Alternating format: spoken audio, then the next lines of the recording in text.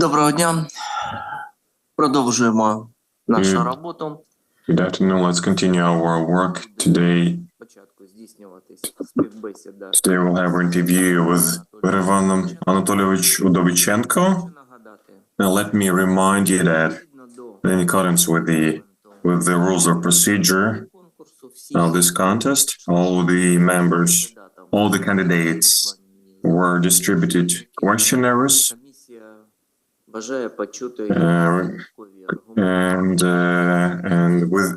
the Commission is willing to hear the explanations about the questions mentioned in that questionnaire. So our request is not to repeat and not to read what you have sent us as a response to that questionnaire, because everyone has their answers.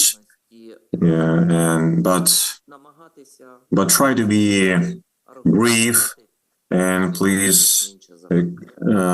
provide brief response to the questions. It doesn't exclude the Commission from asking some questions outside of the questionnaire, but most frequently will be done to clarify some points of your responses. So try to keep your answers up to 10 minutes.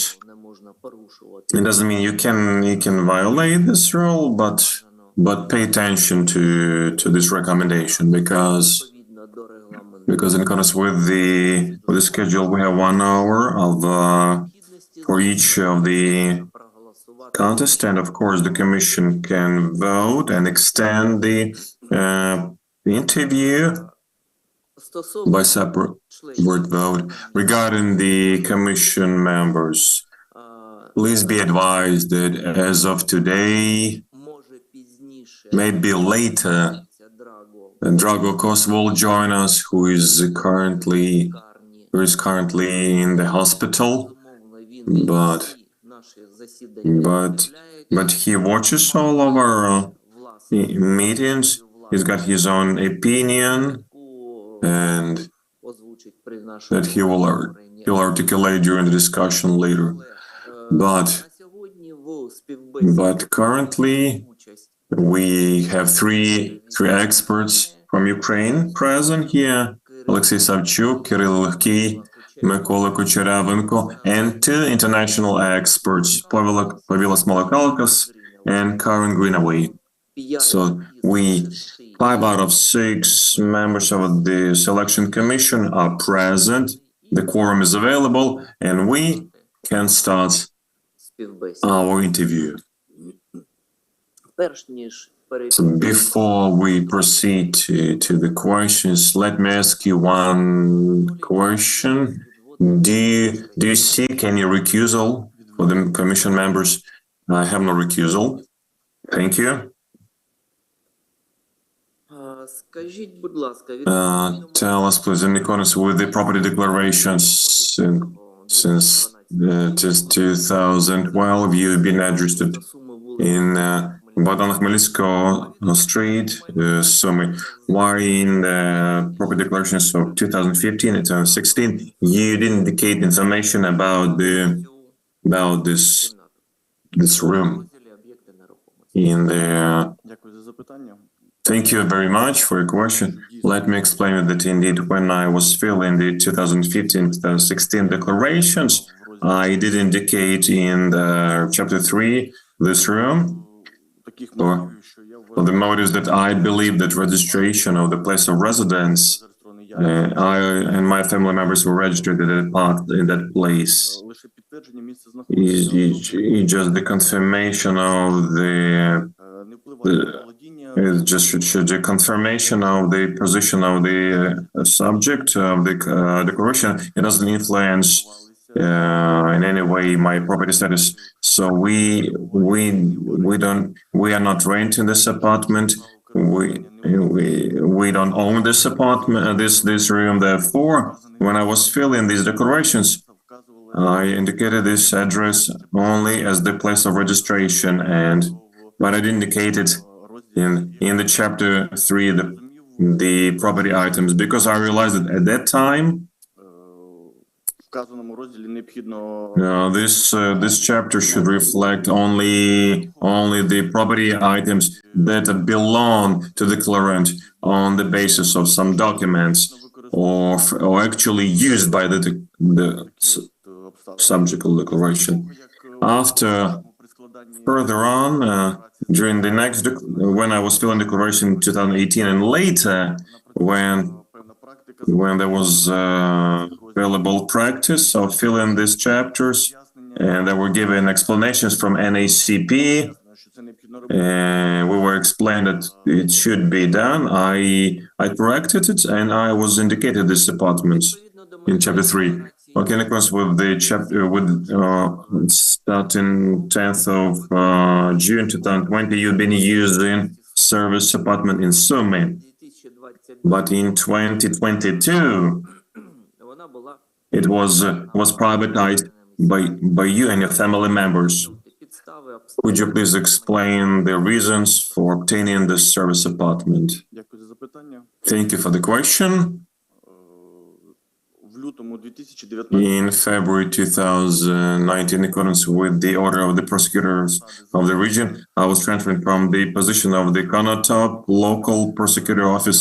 I was promoted to the first deputy of the manager of the Sumy regional prosecutor office. So I had to move from Konotop to Sumy. In Sumy, neither me nor my family members had no place to reside. They didn't own anything, and knowing that the prosecutor office they have vacant service apartment, I addressed the prosecutor of the office in writing to obtain the service apartment. My application was satisfied by the prosecutor, regional prosecutor, and in accordance with the rules of procedure, and I submitted the package of documents that is to the special commission of the prosecution office. Let me tell you that since 2012, I was in a waiting list for the apartment housing department and after the prosecution office considered my application, they prepared the order about providing me with the service apartment, and this order was approved by the executive committee of Sumy City Council. Based on this decision, I was given the order to use this house. And further on, on the basis of the provisions of in the rules of procedure of providing service departments, since at that time my work experience was 12 years, and I didn't have my own housing, neither me nor my family members in the city of Sumy. I addressed the prosecutor of the region with the written application to provide me an opportunity to exclude this apartment from the list of the service apartments. Based on my application, the prosecutor sent the petition to the executive committee of Sumy Municipal Council, and it was satisfied, and this apartment was excluded from the list of the service apartments.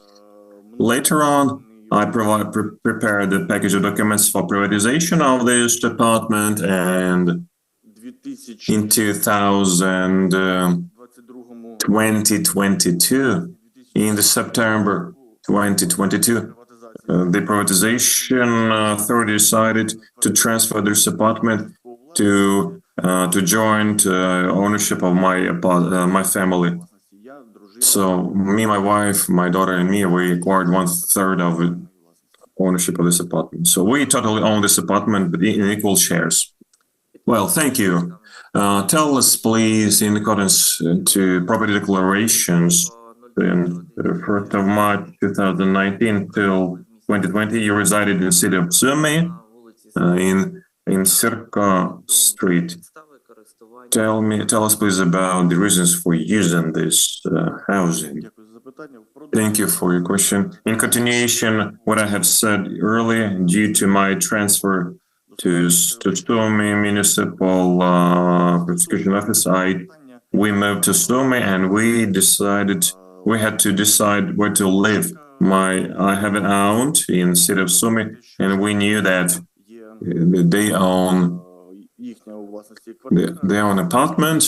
My aunt owns apartment, and that she never used. So we addressed Наших родичів our relatives with request to provide the permission to temporarily reside in the apartment.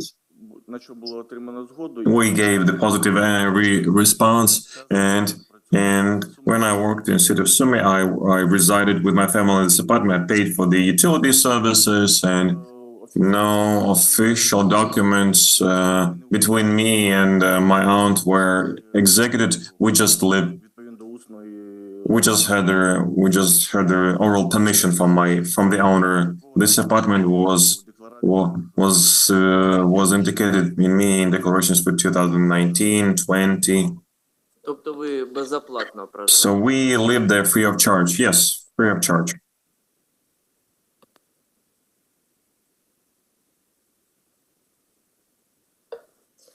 Будь ласка. 16 Please, on the 16th of November 2021, you and your wife and your mother obtained, in accordance with the decision of land plots, 2 hectares in the village of Shapovalivka, Konotop region, located close to each other. Could you please explain the reasons and backgrounds of obtaining these land plots? Thank you for the question. зазначити, що набуття Let me tell you that земельних ділянок that acquisition of title to this land were made on the basis of the free of charge privatization rules. Neither me nor my wife nor my mother таке право didn't use this right before, and моніторингу so by monitoring, in the course of monitoring the public cadastral map, I established it outside of Shapovalivka village. є There is a free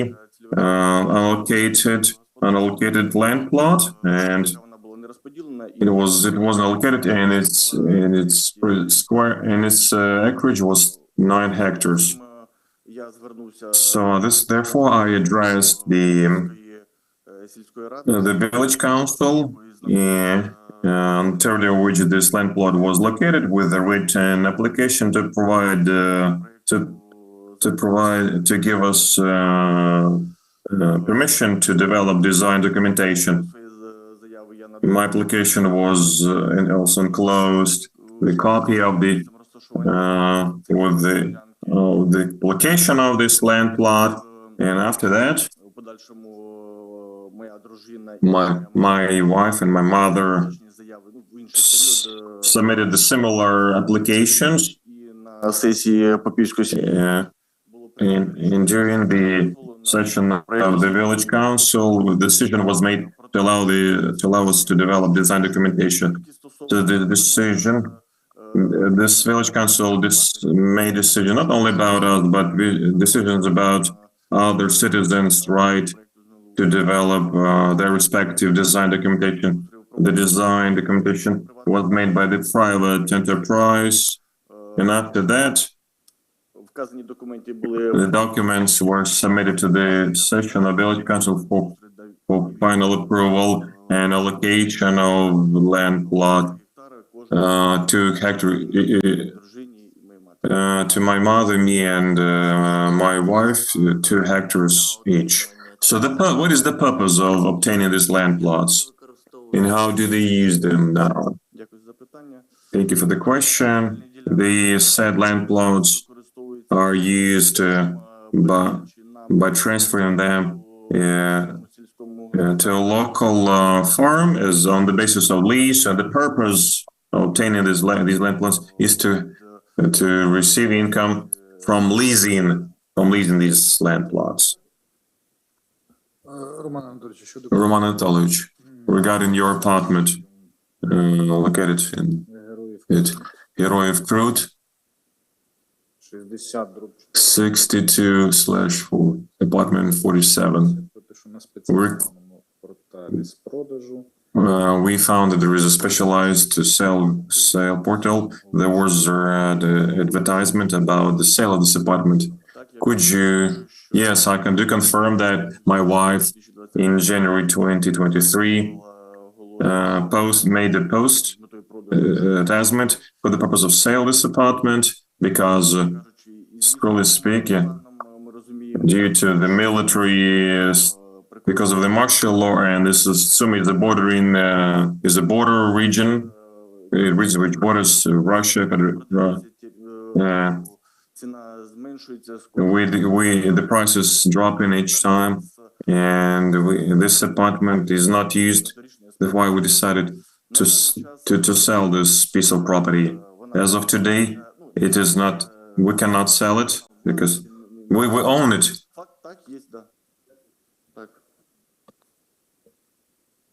Олексій? Добре. Well, thank you. Your father, Udovichenko, acquired 2 land plots in 2017, 5.5 hectares. He's Salpikavka Village Council, and in 2018, 0.6 hectares in Dobovyaska village. Can you explain the reasons and circumstances of acquiring these land plots? I know that my father in 2015, in 2005, the 19th of September, inherited these 2 land plots from his mother. And in the future, or later, these land plots, they were leased to a local farm, and after the expiration of the lease agreement in 2017 and 2018, during the re-registration of the lease, the state registrar introduced information into real estate register because there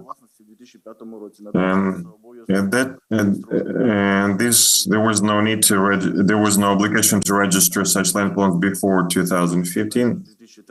And as far as I remember, this register started to operate in 2013. So during the registration of the lease, the title to these lands were registered in the state register of property rights, but he actually acquired these land plots from his mother, as I said earlier. Thank you. On the 20th of April 2021, your wife acquired land plot in the city of Konotop. In property declaration 2021, you mentioned the construction in progress. Do you still have the construction in progress, or have you finished the construction of the house? And what money did you use to do that? Indeed, in 2021, we decided to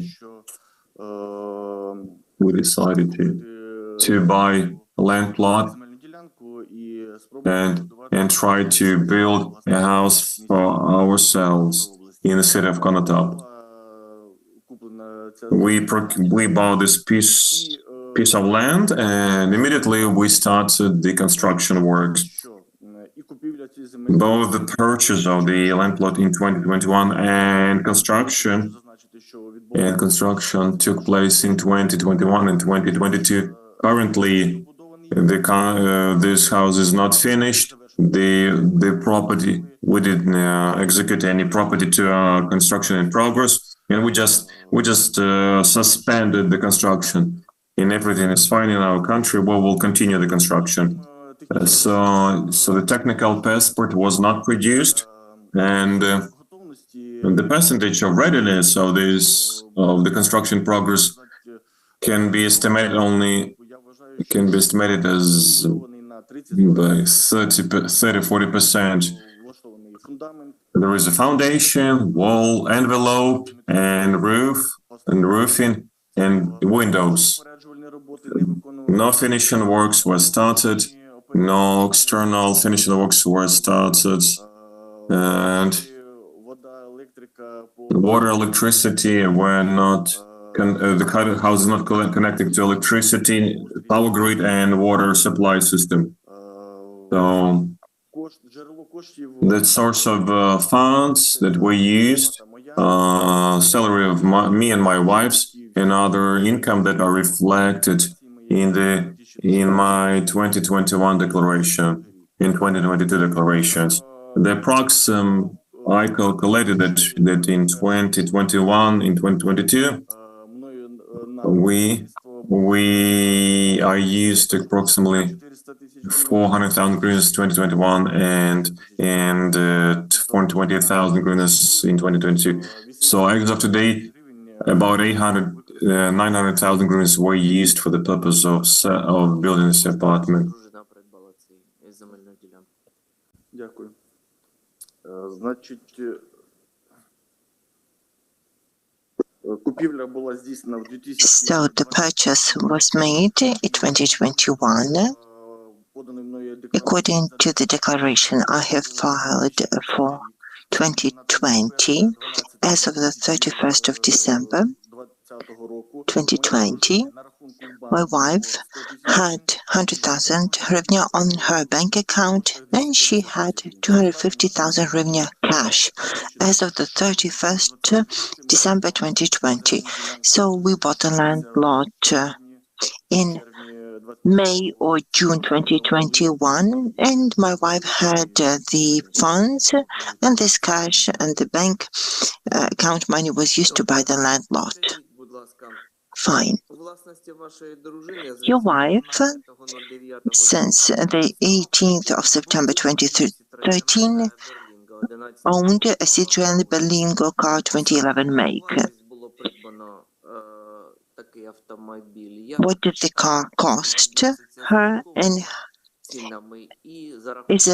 how is it related to the market value, and what are the sources of income for the purchase? Thank you for the question. In 2013, the said car was acquired, and the seller's note quoted the price of the vehicle. As of now, when I filed the declaration for 2015, 2016, and onwards, I did not have the document in my possession, and I cannot present it to the Commission. I recall that it was bought at the market value, approximately $8,000 to $9,000. The said car was a cargo. It was not a passenger car, and that affected its price. Later on, when we bought it, personally, I went to Bertyichiv in Zhelachiv to convert it into a passenger car to install the seats, and then we registered it again to reflect the change in its status from the cargo to a passenger van. I used my proceeds, my wife's proceeds, our savings to buy the car. At the time, it was quite realistic, and also as of 2013, the approximate exchange rate was 8 hryvnia per dollar, so this was roughly 70 to 80,000 hryvnia. I do understand that this is a controversial question, but knowing that you have to file the declarations, have you considered asking the transportation experts to make an assessment of the vehicle to be able to reflect it in your declaration and prevent such answers as those that you're answering now? I recognize it now. Then I wasn't quite aware of it because we bought the car in 2013. At the time, I filed the declaration in paper. That was the years 2013, 2014. The form of the declaration did not require that we stated the value of the vehicle belonging to the family member of the declarant. It was not, I didn't go into it in 2013. It was not necessary. Now I feel I should have done it to be fully transparent. I feel I would have definitely done it. At that time, the declaration did not have such a requirement, and I didn't give it due attention, and the document was not preserved. On the 13th of January 2017, your wife acquired Volkswagen Passat of 2010 make, worth 30,000 hryvnias. We have the same number of questions addressed to you. Why such price? This price is because the vehicle was unfit technically for use. I would like to say that this vehicle was delivered into Ukraine from the United States of America. Then it was resold a number of times on the territory of Ukraine.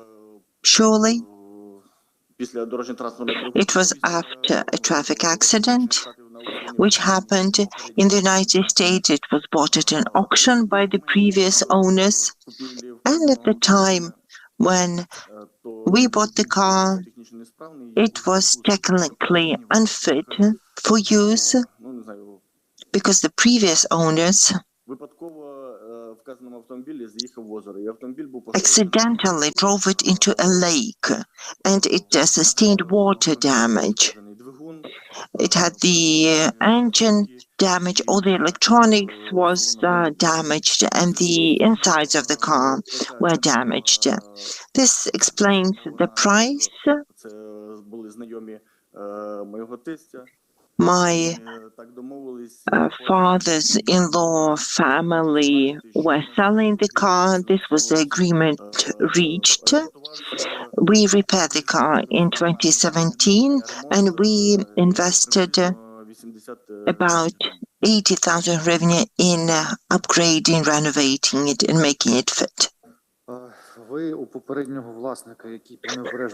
the previous owner who accidentally drove it into a lake, did you ask him whether he had documented it as a traffic accident?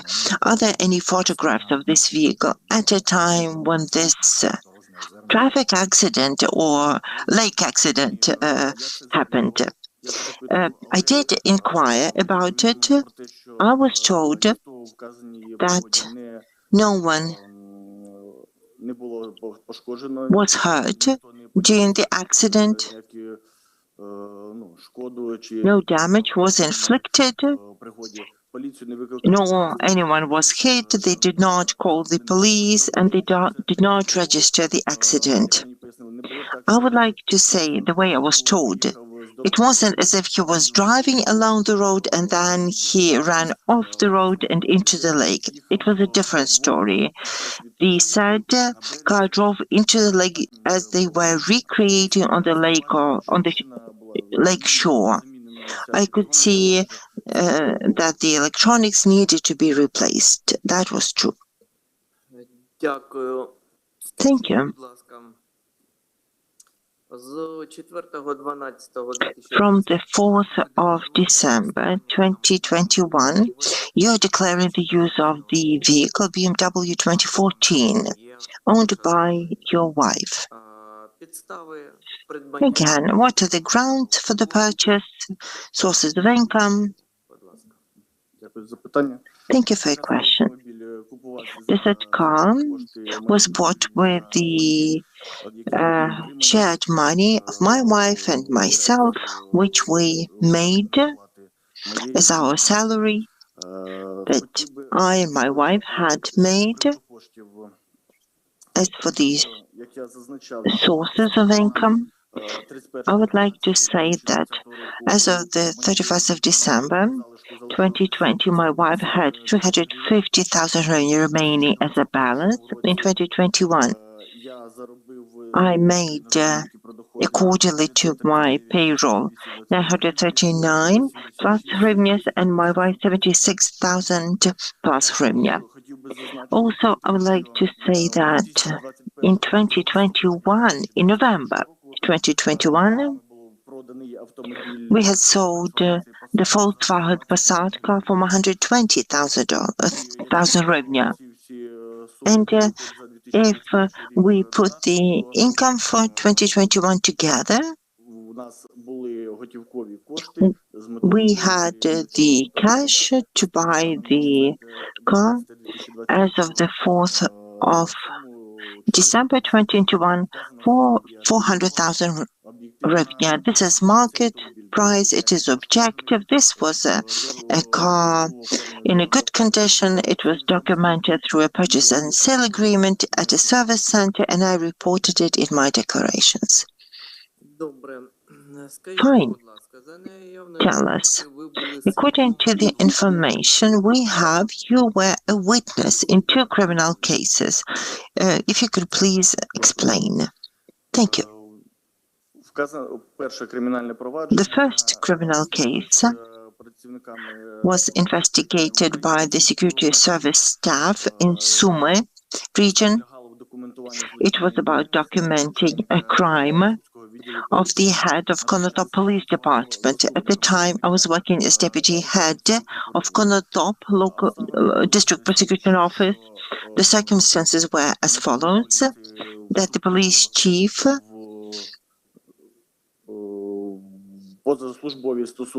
had extra service relations with the leadership of Konotop Forestry and started demanding monthly payment. Afterwards, the claimant, working for the forestry, filed the application. A criminal case was registered, and the security service staff had detained, red-handed, having received the money, the police chief. The police chief was apprehended under the Article 208. He was notified suspicion. Afterwards, the police chief, as far as I see it, attempting to evade responsibility, together with his defense counsel, started preparing their theory of defense that it was premeditated. Allegedly, it was myself who arranged his meeting with the forestry staff, and they started meeting, and their relations stood from there. So they tried to frame it as provocation for bribery. I was interviewed as a witness, and I denied such allegations, and there were no evidence, there were no witnesses to support this theory of defense. That's the first criminal case. The second criminal case, incidentally, it happened the same year. The Economic Right Department officers of Konotop Police Department also started soliciting money from 2 businessmen. There were 2 facts investigated, and from also Konotop Forestry for giving them economic freedom. Later on, the security service staff had detained the police officer.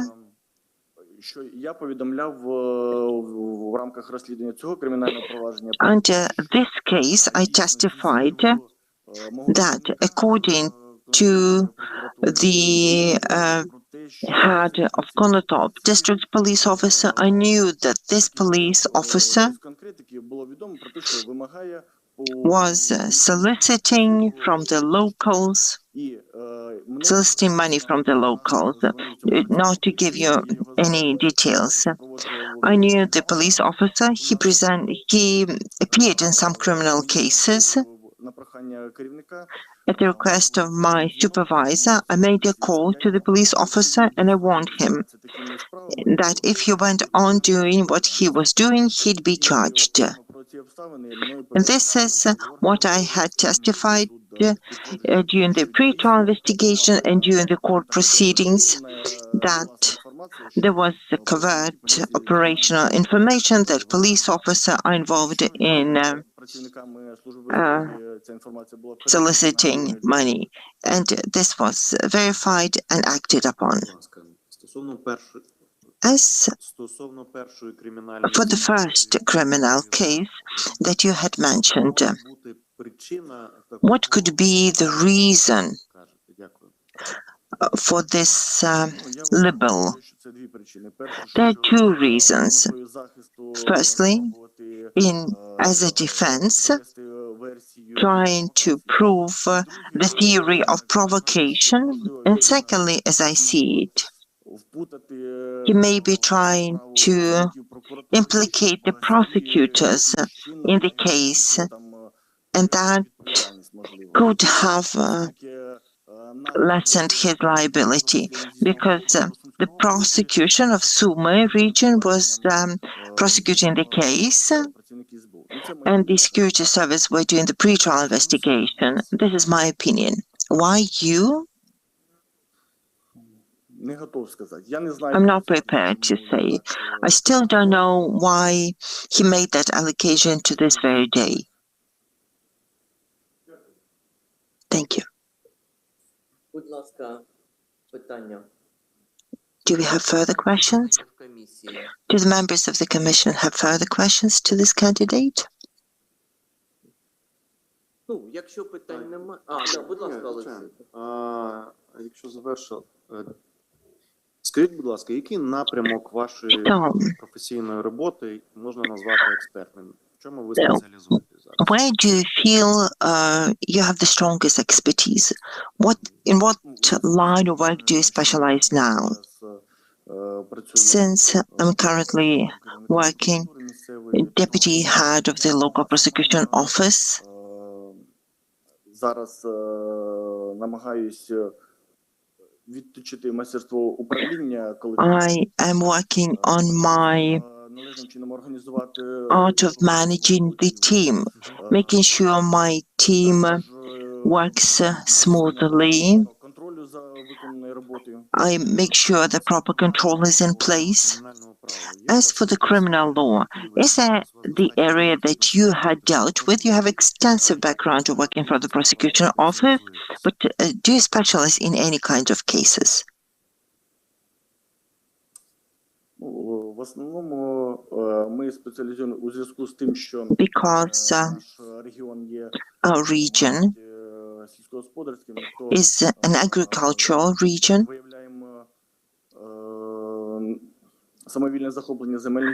We identify land grabs.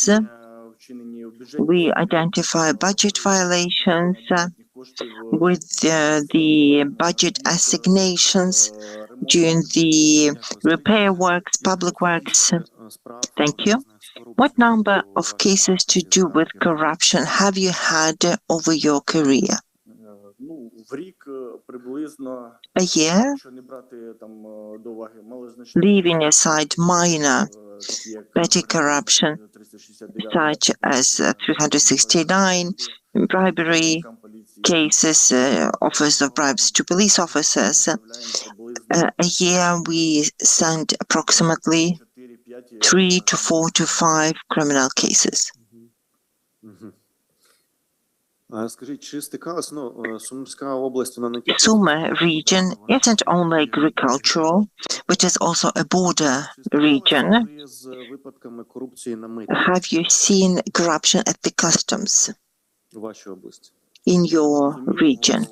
I do understand the question, not in my career. Окей, дякую. Fine, thank you. Будь ласка, Карен. Karen, over to you. Two questions. How many people do you supervise in your current position? And has there been a situation in your current position where one of your direct reports either was accused of a corruption crime or an ethics violation, or you witnessed your direct subordinate commit an ethics violation, and what did you do?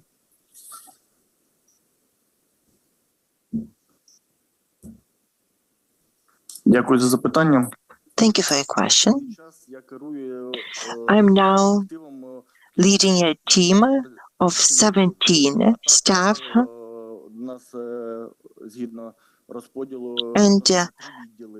there are 3 departments in our structure and 3 prosecutors in each. As fortunately in my career, it hasn't happened that my subordinate would commit a corruption crime or a similar offense. I'd like to say that this is something I scrutinize carefully, and I feel that the supervisors have to be fully accountable for any violations. And I would respond severely. These facts would be reported. If it's a criminal offense, then the pretrial agencies would be properly notified without any doubt. And if it were a professional ethics violation, then the relevant agencies would be notified for the in-service investigation. I feel that any violation needs to be punished. To ignore a violation would lead to a similar violation or even a worse violation by an officer. Будь ласка. Повілас, будь ласка. Pavelos, please. Oh, thank you. Can you tell us, have you ever been in situation or have you ever taken a decision where you felt you need to compromise your integrity? And if I may ask you to provide example, if you have such.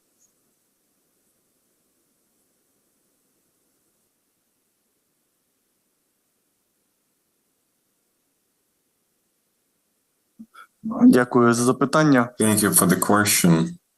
Ви знаєте, You know, at the moment, I cannot recall the situations like I think there were no such situations in my history because from the very beginning, starting from my childhood, I firmly believe that in every situation, I stick to the principle of if you don't know what to do, act in accordance with the law.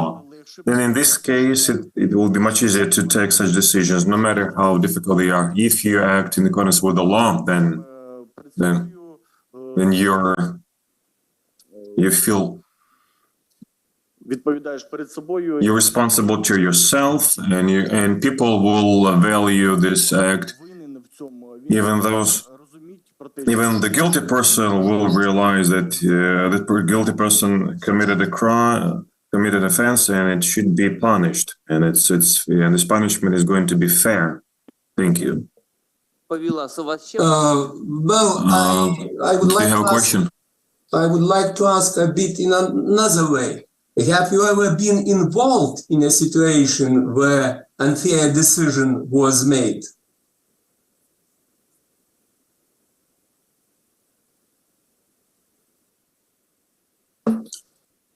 Дякую за запитання. Thank you for the question.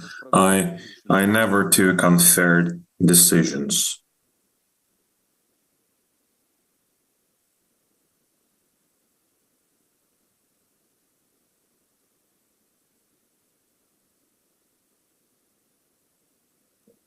Thank you. окей. Так, питань більше. Do we have any other questions? Чи приймали ви несправедливі рішення? Чи були ви стягнені в такі процеси Have you been involved in the process? Перекласти, бо кандидат почув, що чи приймав він.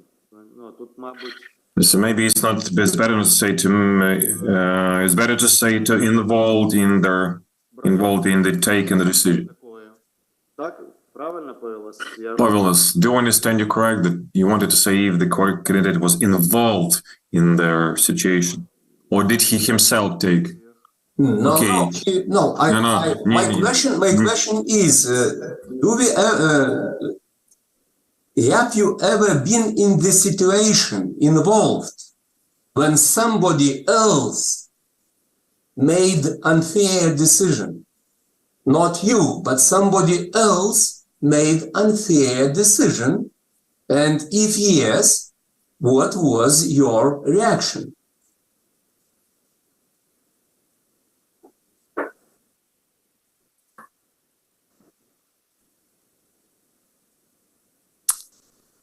Ну, на даний час я не пригадаю. At the moment, I cannot recall any examples, but I know to myself that Я бачу, що if I see that unfair decision is made by somebody else, I намагався, щоб would try to справедливість восторжествувала, щоб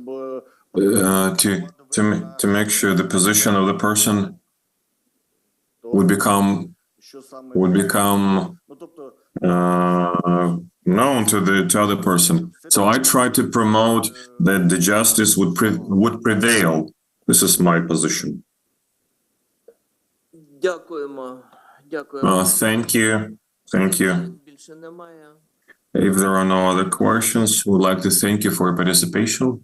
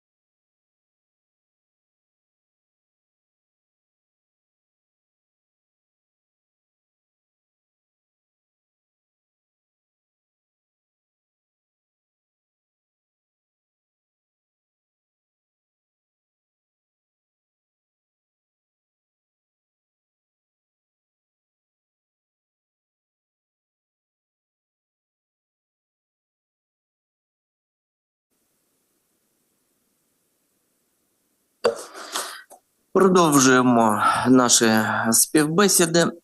Церковний Володимир Юрійович. Я хочу нагадати, що Let's continue let with me our remind interviews. We are the interviewing questions that we had for you were submitted to you. You provided answers on it. And so when we communicate with you regarding the issues that require certain explanations, it's not necessary to read everything that you send us. We have everything, and there will be, some additional questions. So please, let's take to 2 or 3 minutes rule when you answer the questions. At the same time, the questions can be asked outside of the questionnaire that you were sent, but their main purpose is just to clarify your arguments and explanations. So we prepared like some blocks of question regarding your assets, land, and vehicles. So this sequence may not correspond with the questionnaire. But before we start the communication, let me ask you if you seek any recusal regarding members of this commission. Good afternoon, dear Commission. I seek no recusal. Thank you. In accordance with your property declaration for 2015, on the 22nd of March 2011, you acquired Hyundai Accent car produced in 2008. However, you didn't indicate its value. Can you please explain the reasons and circumstances of acquiring this property and the price of acquisition? I didn't indicate the price of this purchase of this car because when I had to decide to fill the first declaration, I haven't retained the purchase documents for this car, and I even tried to request the documentation from the traffic police, but I failed to do so. And they explained me there was a regularization in the traffic police, and unfortunately these documents were not provided to me. I couldn't even restore them. That's why I didn't indicate the price of the purchase. Well, good. So in accordance with your declarations, your wife Anna Tsarkovna in 2014 acquired an Audi i4 car made in 2011. Let's clarify the grounds for acquiring this property. Does it correspond to the market price and the source of funds? Yes, indeed. My wife acquired this car, and this car was acquired in the territory of Ukraine. However, it was procured in the United States of America and a local auction with significant damages. I provided pictures to the commission, the pictures that I could retrieve, and in this state, the price of this car corresponded to the market value. The pictures that you provided did not allow us to identify if we're speaking about the same car. But what was the price? What was the purchase price? The price was purchased at 135,700 hryvnias. Again, I don't have documents that can help you to identify this car. This is everything I could find about the purchase of the car. My wife is still using this car, and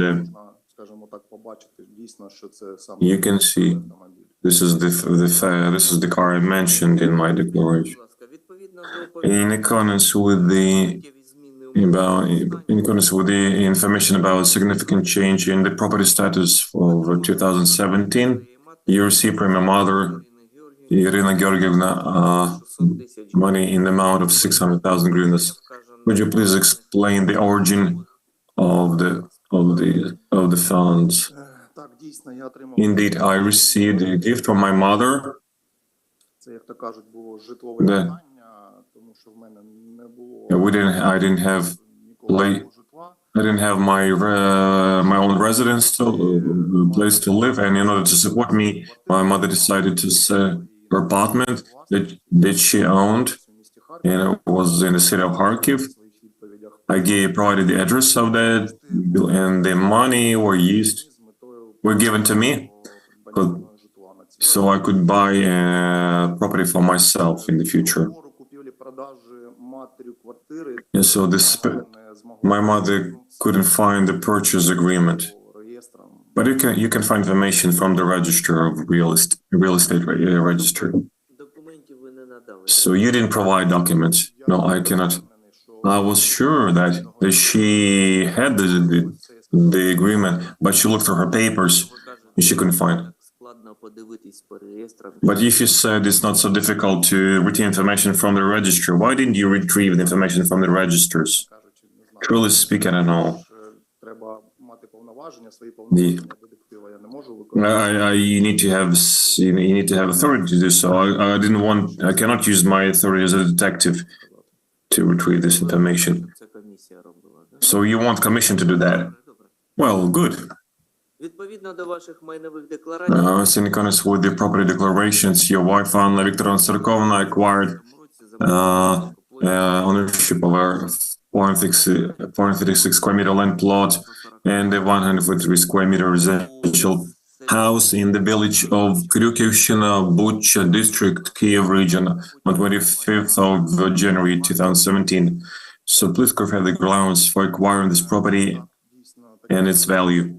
Yeah, in 2017, my wife acquired title to land and the land plot, respective land plot, and Я комісії I provided commission with the copies of the purchase and sale agreement, земельну ділянку both for land plot and і на земельну ділянку, і на будинок. and a house. Загальна The total value of the contract value, as far as I remember, was 10 тисяч доларів. $10,000. Скажімо так, середньоринкова The average market price of this house там на той час with була десь was from $40,000, був придбаний but this house was bought підключених without any connected powers, without any connected electricity or utility lines, and there were a lot of drawbacks that have to be rectified, and so we agreed on this price since I had to do a lot of improvements to the in the future. вже після того, After the скажімо так, ремонт проводився дуже довго. it took us long to make repairs to the house. There were significant, drawbacks. Like we had to change the roofing so it took us 2 years to finalize the house, and we moved in only in the end of 2018. And the time of moving in that house, take into account our investments, would cost around $60,000. Ремонт, скажімо так, Indeed, even now, the repair works are not finalized to be true. скажіть, будь ласка, за рахунок What fund did your wife use to buy this house? These are the funds that were given to us by my mother. в чому тоді But why? кошти ваші, But how дружина? your wife bought the apartment, but the funds were of your mother? I mean, how does this correlate? We realized that так, ремонт за ці кошти нам би we realized вистачило зробити. this money would be enough to finish the repair of the house. Нарада і So we had a family council, and the other part of the funds were received from the grandmother of my mother. вона продала свій будинок і She sold her house and планувалося робити and we decided to use this money to repair this house in Криківщина. So Теж вона буде допомагати фінансово, тому вирішив оформити будинок на дружину. So we decided to execute the title of deed in the name of my wife, since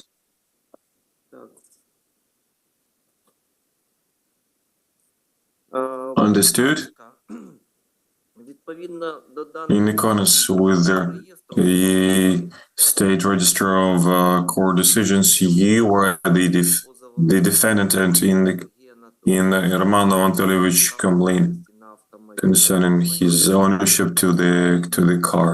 Could you please explain the background of this case?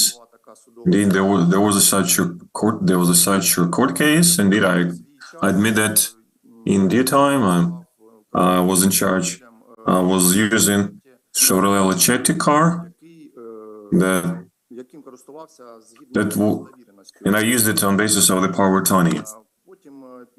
After a certain period of time, this car was transferred under the power of attorney to Mr. Romanov. He used it for a long period of time, but however, as far as I remember, he lost the original copy of the power of attorney. He could not re-register this car in his name. The owner of this car at that time, he had problems with his health, and he refused to go somewhere and to re-register, to sign some papers. He was abusing alcohol, actually. So Romanov decided to file a claim and to file a claim to the court to find him as the owner of this car. So I didn't object to that. будь ласка, Кирило. Кирило? Thank you. Volodymyr Yurych. Question about disciplinary. Have you had any disciplinary reprimands during the war in your work? Or maybe you can avoid information that you want to disclose for the general public. Yeah, I was held disciplinarily liable. I think it was back in 2016 or 17. And Так, як коротко спробую. Мій підлеглий my subordinate was doing the search. There was an attempt to give him a bribe by a former chancellor, former rector of the university, and it was involved a huge amount of money, different currencies. But in accordance with the instruction, the money was supposed to be accounted in the bureau with the bureau. He failed to do that because the money had to be arrested, counted, and looked over. It took him almost 2 business days to do so, because there was a huge amount of money indeed. And even at that time, when this search took place, I was on vacation, and but as the disciplinary commission decided, when I returned back to work, I had to establish this fact and properly respond. But I didn't know about that fact. When I found it, then disciplinary proceedings were initiated, and I was reprimanded. But the National Anti-Corruption Bureau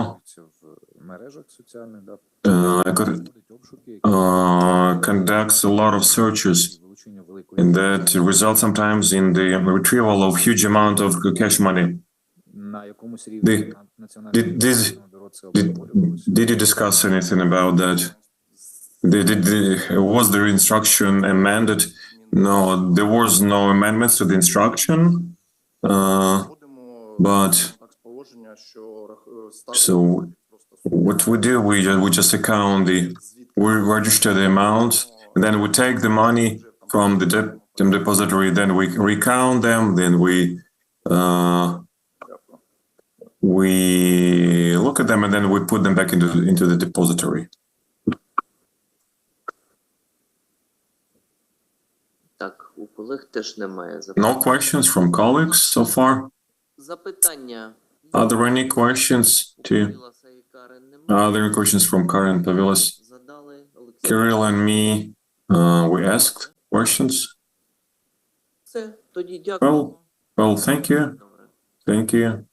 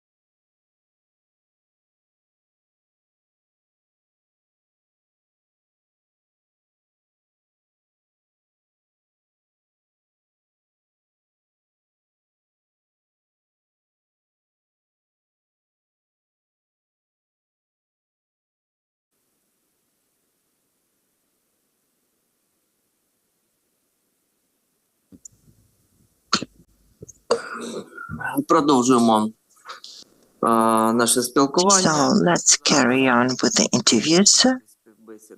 We will now conduct the interview with Tsivinsky Alexander Igorovich. I would like to remind the candidate that we have sent you the questions, we have received your answers with the supporting documents. This is exactly the reason that now, as we talk to you, please do not read out the answers, as we all have them, or we have had a chance to go over them, but please provide the details and take 2 to 3 minutes to go into the question. That should be enough for us to hear your arguments and explanations.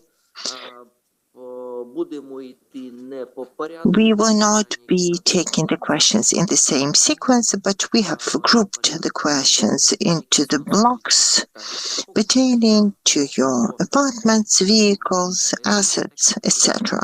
And this is how we intend to proceed.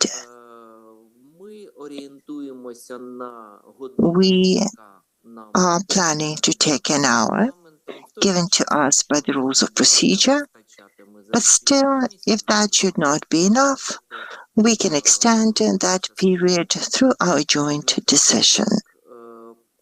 Before we begin posing the questions to you, I would like to ask you, would you like to recuse any members of the Commission? Mr. Chairman, I have no recusals, but I have one request, if I may. As I was sick, I'm still coughing. Would you object to me taking cough drops if I have a coughing fit? Surely, no problem.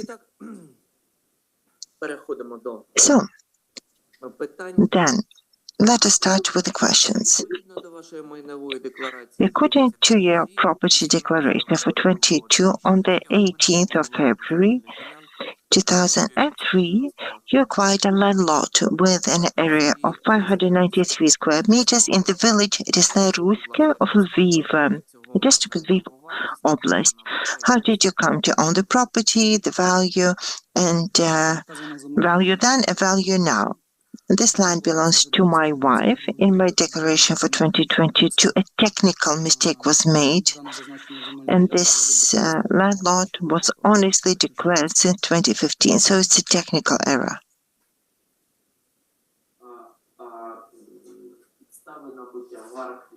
What are the grounds for acquisition, the value of the land lot? So this land lot was acquired by my wife before marriage. It is her personal private property in the following fashion. She has a sister. She has an aunt, who is a sister of her mother, who acquired the land lot as part of the cooperative Vjilka from her scientific institution that she worked for. And she documented it in her name, and that happened before our marriage. The value is about $5,000 to $7,000. So this was a gift. Then the land lot was recommended in the name of the person who had the right to document it. This was the usual procedure. According to your property declaration for 2015, you are stating that you are living in the city of Kyiv, but you have not declared any property in the city. So please tell us, where were you living at the time, on what grounds, what property were you living in, who owned it, and what is your connection to the latter?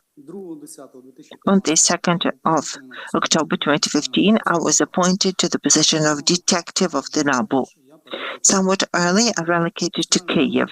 The National Bureau was organized. We were going through the trainings and used to first live in a dormitory. Sorry to interrupt you. If you will please speak at a reasonable pace for interpretation purposes. Sure. So, when I started living in Kyiv, I first lived in a dormitory. After that, I spent some time living in hotels, and 2 rented apartments for a certain period. In December, my friends suggested I stay with them. I was looking around a place to bring my family.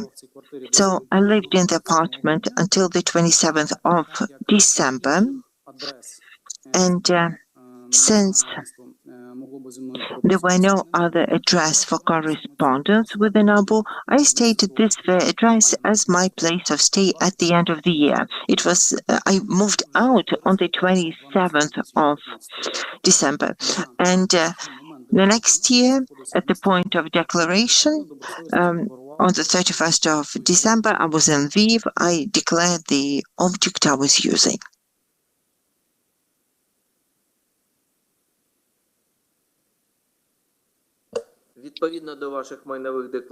According to your property declaration of 2018, on the 3rd of December, you came to own an apartment with an area of 102 square meters in Kyiv.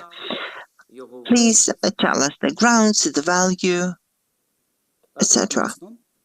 Indeed, on the 3rd of December 2018, I came to own an apartment through a purchase and sale agreement. I bought this agreement on mortgage partially. It was 1,017,000 hryvnia, but it was sold for 1,750,000. This is the value I had declared. I had deposited the million. These were my savings, and I took $1 million as a mortgage and paid it over the course of 2 years.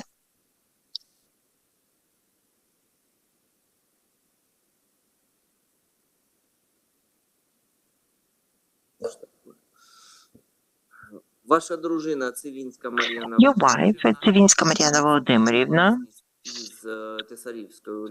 came to own a house with an area of 240 square meters in Винники, Lviv region, together with Tesarivska Ulyana Ivanivna on the 18th of November 2004.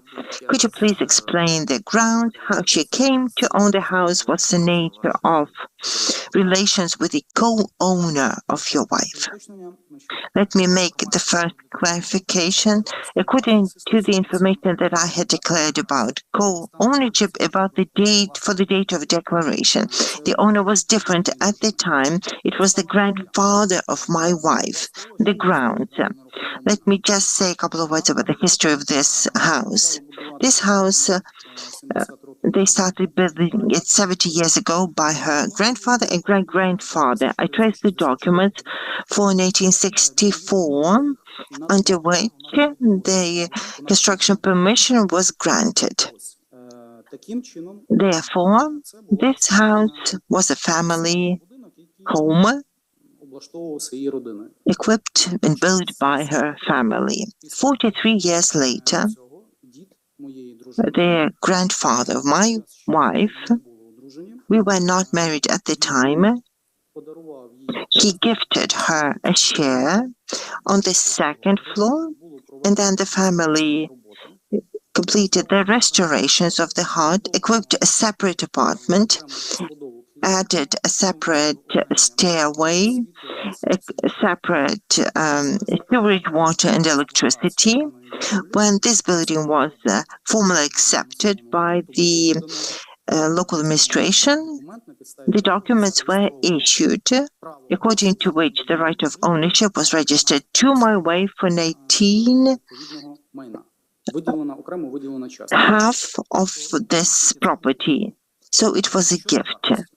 As for the value, at the time of the gift, I did ask my wife when I declared it. A preliminary assessment was made, and that was 800,000 hryvnia at the time of gift.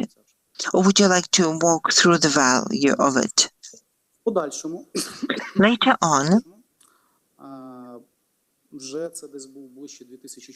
that was 2014 or 2015, one more assessment was made, according to which the value comprised 2.5 million hryvnia.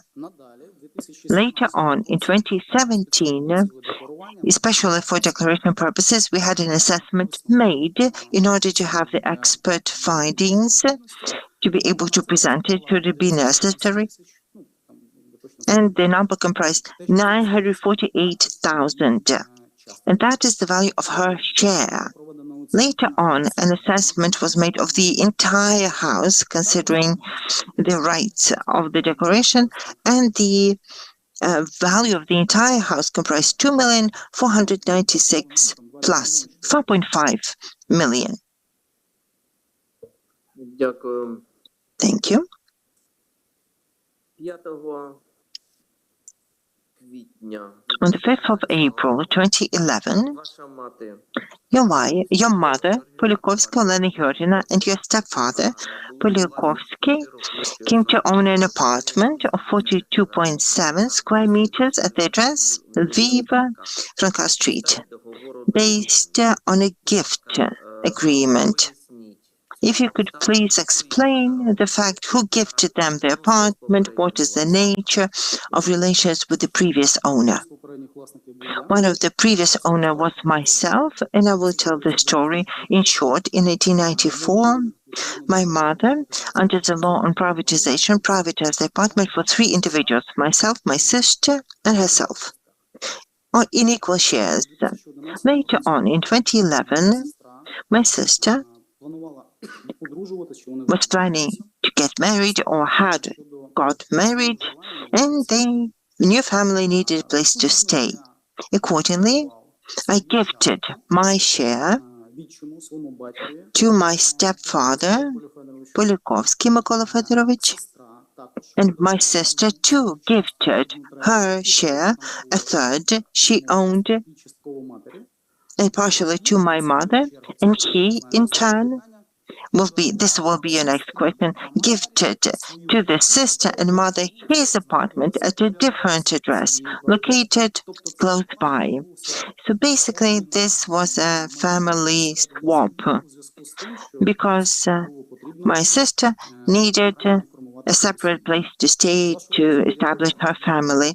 With your permission, I will try to explain how we came to own the second apartment. So the first apartment was privatized by my mother, myself, and my sister. The second apartment was bought in 2003 by my father, according to the purchase and sale agreement, in the following circumstances. His father was elderly and lived in the central part of Lviv, in Lviv downtown, needing care.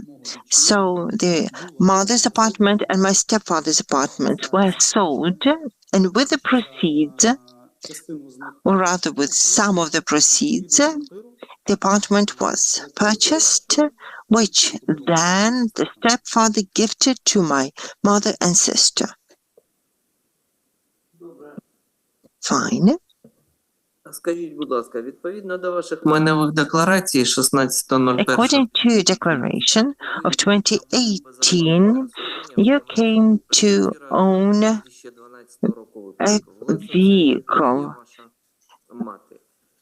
previously owned by your mother. If you could explain the ground, how she came to own the ownership and the value, and whether it was at the market value. I would like to give a more extensive answer to answer all the questions to do with the car.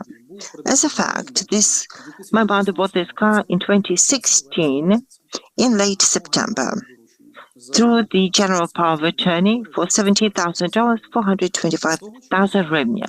Since then, I would also like to say that my mother is a driver since 1991. Her first car that she bought was Mercedes-Benz. Then we always had cars in the vehicle. We sold some, bought the new ones. And this Opel Zafira was the car that we bought sometime later when we sold the previous vehicle, and I have provided the data about it. This car was first used by my wife. I didn't use it because we were living separately. My mother lived in Lviv, and my wife sometimes used the car, whilst I was located in Kyiv. Then in 2018, when my wife joined me in Kyiv, and accordingly, when we documented the right of ownership on the car, through the general power of attorney issued beforehand, and I started using the car, so I declared the information. And also, with your permission, I would like to note that I had taken due care to receive the power of attorney, but the grantee cannot do it. It can only be the person who issued the power of attorney. And as for contact with the owner of the car, we don't have them. I have two follow-up questions, if I may. You mentioned your mother, who's been a driver since 1991. Is my understanding of your answer correct? Yes. According to the data from the register, your mother does not have a driving license. Is this correct?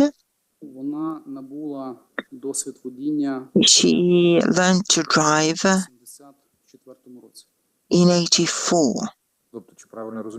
So is my understanding correct that the information may not be reflected because it goes back that long?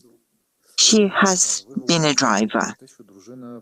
You're telling us that your wife joined you in Kyiv in 2018. Yes. According to the data we have, to my best understanding, she was in 21 and 22 employed at the Institute of Forensic Expertise belonging to the Ministry of Justice located in Lviv. This information is not correct. This is a branch of the Lviv Institute of Forensic Examinations in the city of Kyiv. So it is the Kyiv department. She worked for the Kyiv department of the Lviv Institute.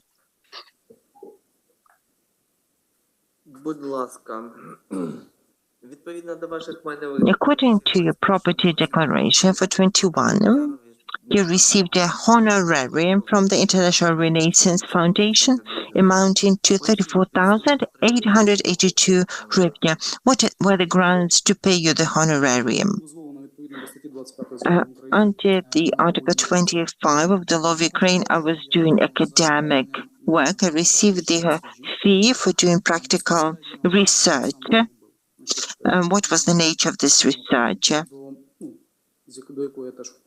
There's a community I belong to, and we work to improve the standards of the pre-trial investigation. Our product can be found in an open application. You can upload this application, and it's called Just Standard. I looked and researched the area of evidence, inadmissible evidence, and the implementation of the standards of inadmissible evidence. I've been an academic since 2018. I'm writing a PhD thesis. I'm publishing scientific articles, in particular, of practical, applicable nature that help address practical problems of the investigative units of NABU and all the other agencies of Ukraine. Also, as part of my effort to enhance the standards, I did some work as a trader.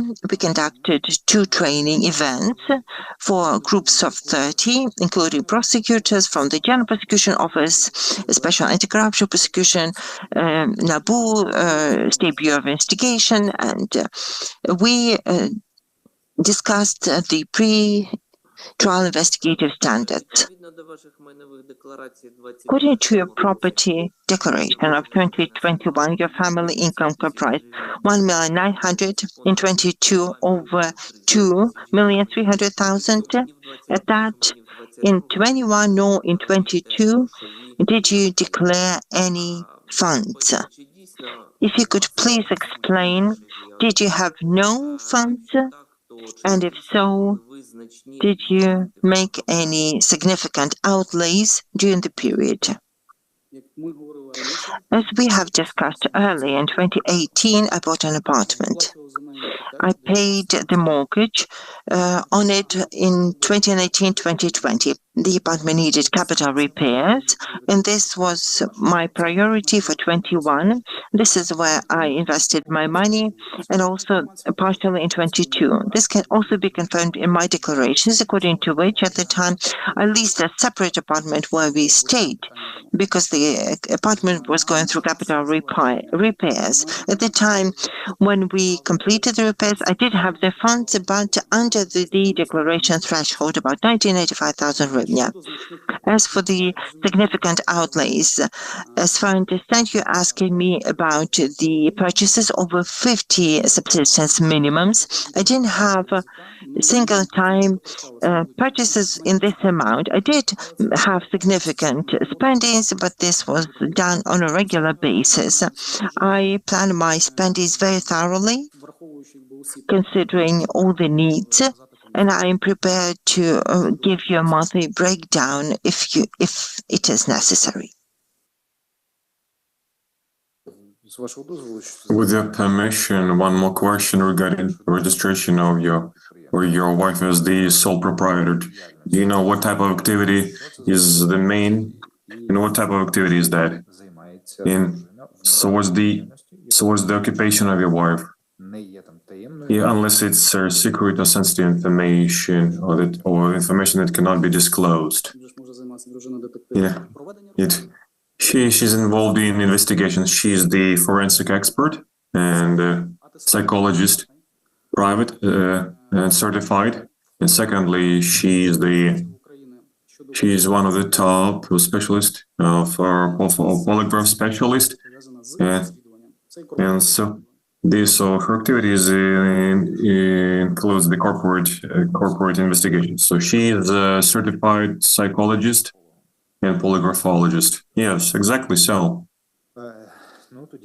Well, let's get back to the question of your personal and disciplinary responsibility. As far as we know, this commission was provided. There was a fact that could you please explain this, that you were the subject of investigation? To be brief, yes, I was. There was such a fact. It was that was due to the activity of my subordinate, and there's means of transportation of the evidence. Nothing was lost, but they believe that this means of transportation should not be used. Therefore, there was such a response to avoid this practice in the future. There was information about the rent of your rent an apartment in the city of Kyiv, but without disclosing the geography of the place. But there are some peculiarities. In 2022, you resided close to the central office of the NABU, but then you changed the place of residence and to quite a remote one. Why? What was the reason? Yeah. This is the office that was rented by my wife. So there is an apartment where I resided. This is the apartment near my work. And then we moved to our own apartment. In addition to that, for her activity, the wife rents an office and apartment at the same time. Then standing correct. So it's not connected to the right of ownership to the apartment that you. Do you know the owner of that apartment? But it's not related to your previous apartment. Yeah, I understood your point. Since we indicate information about the apartment at the end of the year without the period, so without indicating the period of 180 days, so this lease was finished, I can remember, September or maybe August. So we moved to our own apartment. The other apartment was rented. It was rented by my apartment. She's a user. And she rented for her own purposes only. So it's not related to this in any way. Скажіть, будь ласка. Tell us, please, in accordance with your property declaration for 2017, your wife had assets in the amount of $20,000. Джерело. Could you explain the source of these funds? Значить, дане джерело походження складається з складових.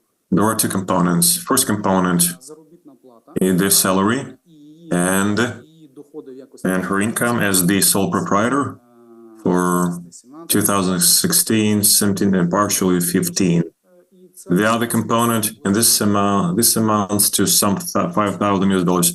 The other component, $15,000, is our family savings that we, since 2005, and I declared them in the 2015 declaration. The aggregate income of my wife at the time was $93,000 over that period of time. Це ті кошти, з яких ми відкладали. So these are the amount of the savings. Будь ласка, чи мають ваші близькі особи, чи Please use the microphone. чи мають ваші So do your close relatives, your family, іноземних держав? are citizens of foreign countries? No, I don't know anything about that. Так, будь ласка. Please. Я думаю, що ви розумієте в зв'язку з чим I think you understand why we ask. I'm talking about the citizenship of your father. Regarding my father's citizenship, when I received this question, я до кожного питання поставився надзвичайно. I treated every question with special care and excluding this one. So I talked to all of my relatives and Отримав інформацію, I obtained information about that he is the citizen of Ukraine. And this information is confirmed by the papers that I provided, and like certificate divorce of my parents in 1994. це перше. Друге, значить, щодо Secondly, regarding my relationship with my father, я можу вас зупинити. I can stop you. Мова йде лише про громадянство. We're talking about citizenship when it comes to relationship with your father. Для того, щоб мені Okay, in order to give you exhaustive answer, I need to talk about my relationship with my father. My parents divorced in 1995. 1993, they quit living together, and my communication with father lasted until 2003. More since 2003 until 2014. Sometimes we called each other once every 2 years, and after that. And after 2014, we don't communicate at all. From the information I acquired without communicating with him, I'm sure he is the citizen of Ukraine. It's confirmed by the documents and information provided by my mother. And when it comes to alimony proceedings and lawsuits. Thank you. Thank you for the information you provided, even more than I requested.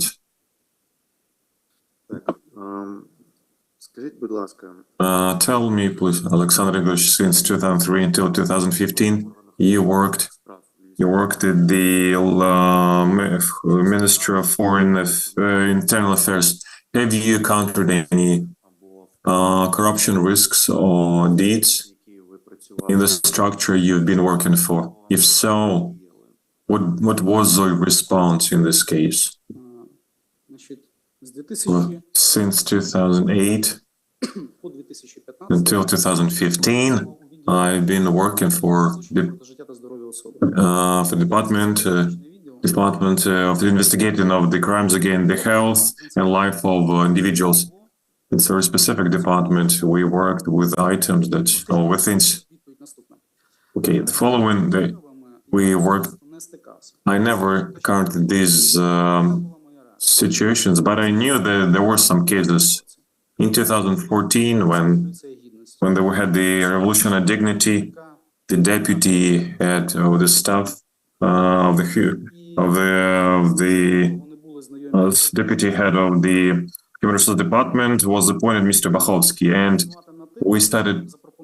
he suggested his idea, and he knew that I am a polygraphologist, so he suggested me to check the management for corruption activities.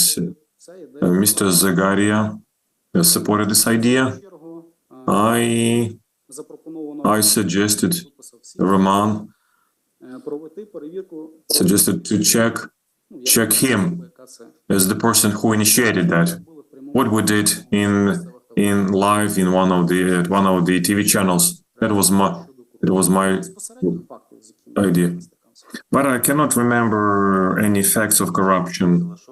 So what was the end of this TV show? The story, it's quite a fine story. Since 2014, from the date of the Russian aggression in the East, I think I volunteered to participate in ATO.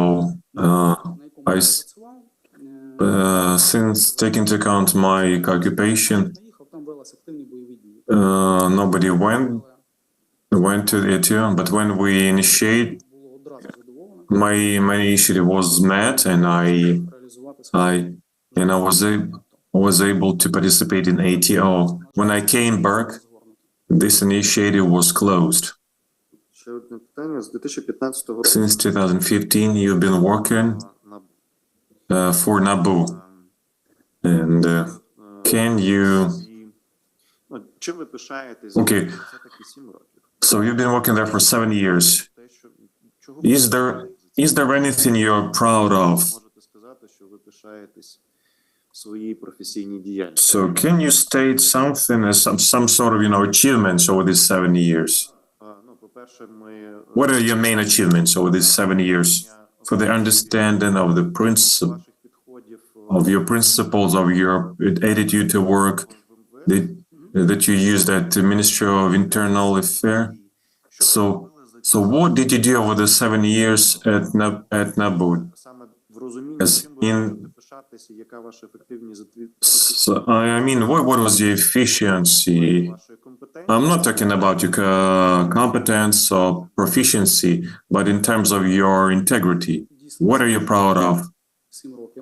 These were wonderful 7 years, and I developed myself as a manager of new type, and I worked. I passed several trainings, and I've seen the changes in my life. I think I've developed myself as a specialist in this field, as a project manager, as a trainer who can deliver the knowledge to others. I mean, the groups that I mentioned earlier, I think I was subject to, so I mastered the new format of delivering information to others. In addition to that, I mastered to use my scientific knowledge to resolve some specific applied tasks. So I was developing all these spheres. I would like to hear something more specific other than just general phrases. And almost. So in your application, didn't indicate anyone who could give you references. Why is that? I answered you.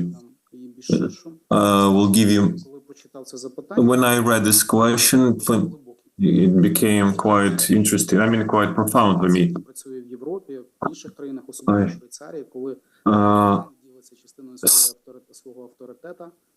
And sometimes in you receive references from specialists from other countries, and I just realized that I have such persons.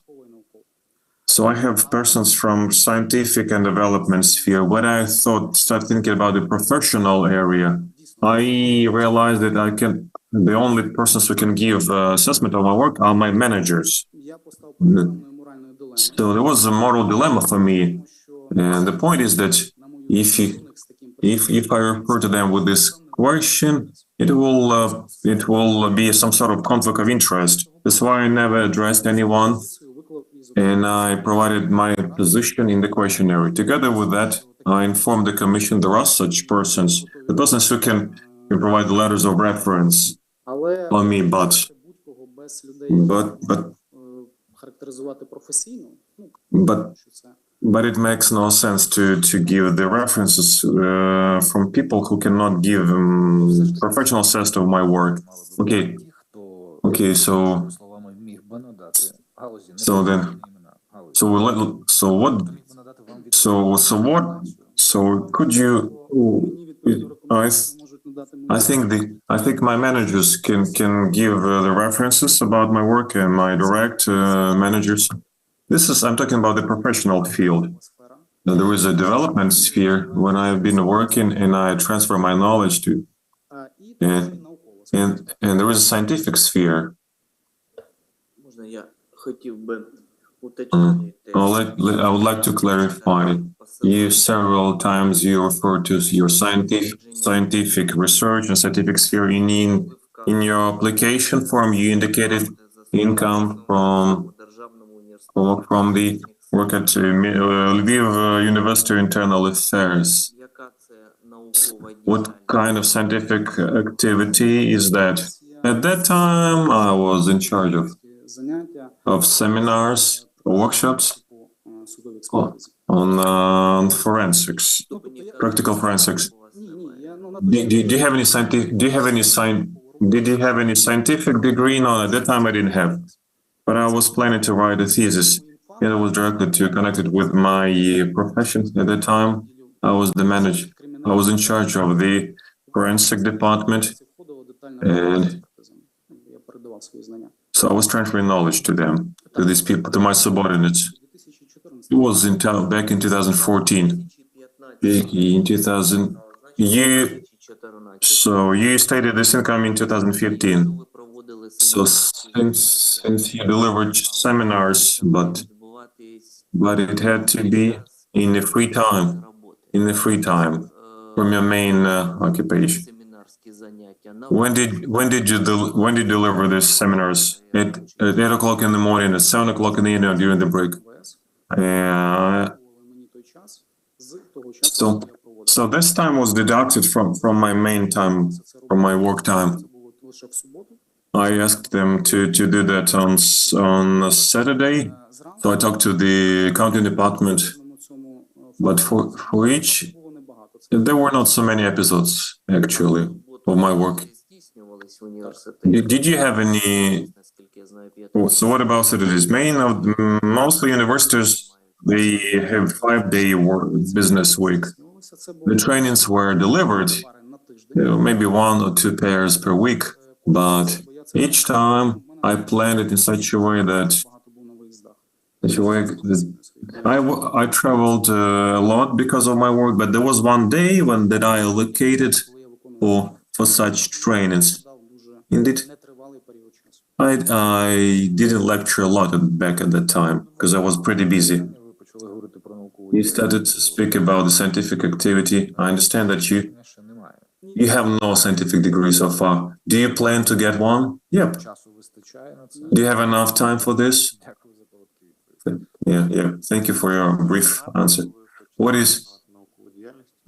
will be the topic of your thesis? Or I'm writing a thesis.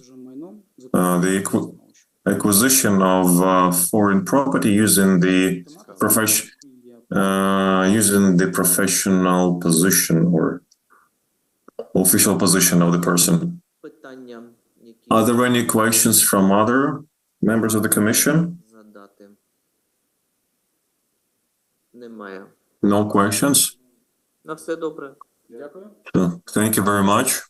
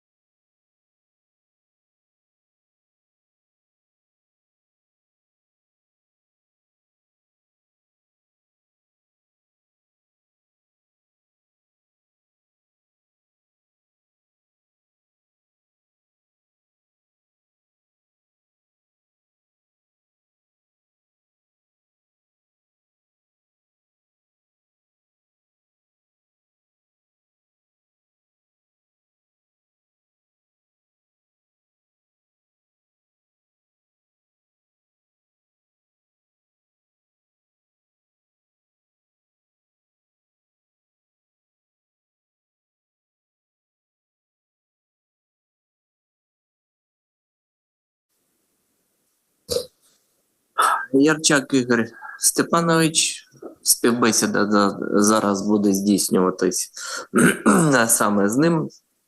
Перед тим, як перейти безпосередньо до спілкування, я хотів би нагадати, що кожному кандидату було надіслано певний перелік питань, на які вони надіслали комісії відповіді, і документи, які у них були в доступі.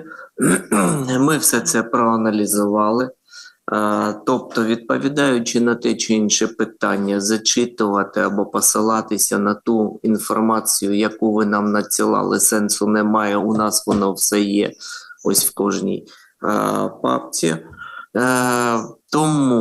Тому ми сформували стосовно кожного кандидата декілька блоків, пулів питань, які ми будемо обговорювати не за тим порядком, яким вони у вас були розташовані в запитальнику, а залежно від типу певного.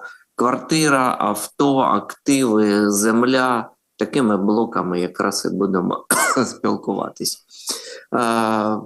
Whether they're pertaining to the assets or any other. We have a recommendation. If you would please limit your answers to 2-3 minutes, as there may be some clarifying questions. Our time limit is 1 hour. It doesn't mean that as soon as we're into the last minute, we will cut the interview short. On the contrary, the Commission has the right to vote to extend the interview with you, as we have done on a number of occasions, but let us try to be stay within the time limit. So before I transition to the interview, I would like to ask whether you have any recusals for the members of the Selection Commission. Thank you. I do not.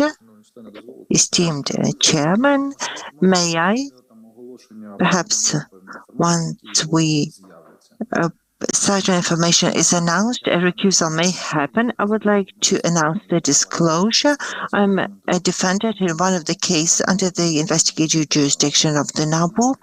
A few days ago, I received the documents from the pretrial investigative agency, not to disclose the secrecy, but also to protect the prospective results from doubts about my bias. I would like to demonstrate a document. If you could confirm the document, I will pose your question.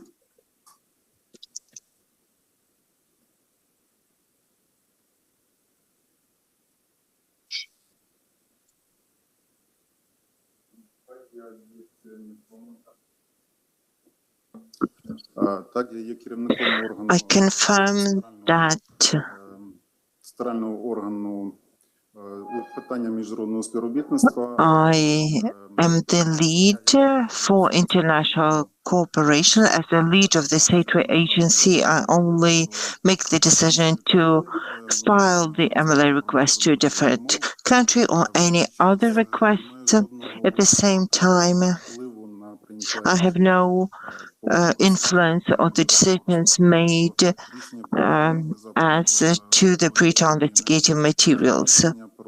The decision to send the request, I do not make the decision on the criminal case. I only provide support about resending the documents for the request to be expedited in a different country.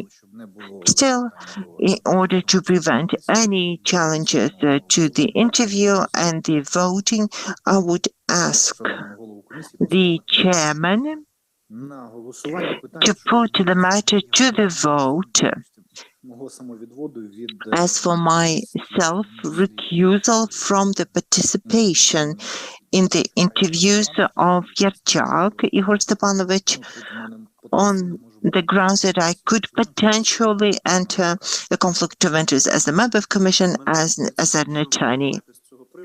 I would like to ask you your considerations, your opinion, so that then the commission could enter a vote. Thank you for the opportunity. considering the previous interviews of my opponents and the questions that you have been asking, they're quite objective, they're right. So I feel that participation of Kirilo will not interfere or harm me with the completion of this stage, so I do not feel the grounds to support the self-recusal. Fine.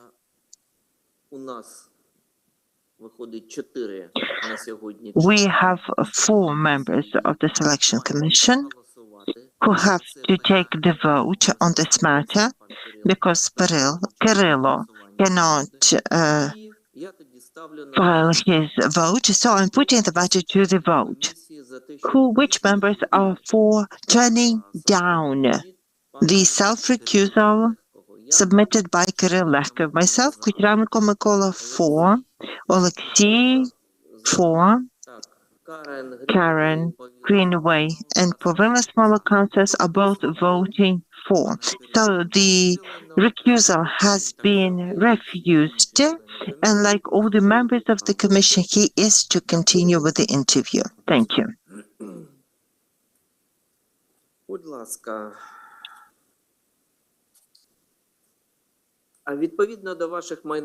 According to your property declarations, on the 11th of December 2002, you came to own an apartment with an area of 60.9 square meters located in Kyiv, owned by Dedina Valentina Vitalyevna. If you could please explain the grounds how you came to own this property and the nature of relations with the owner.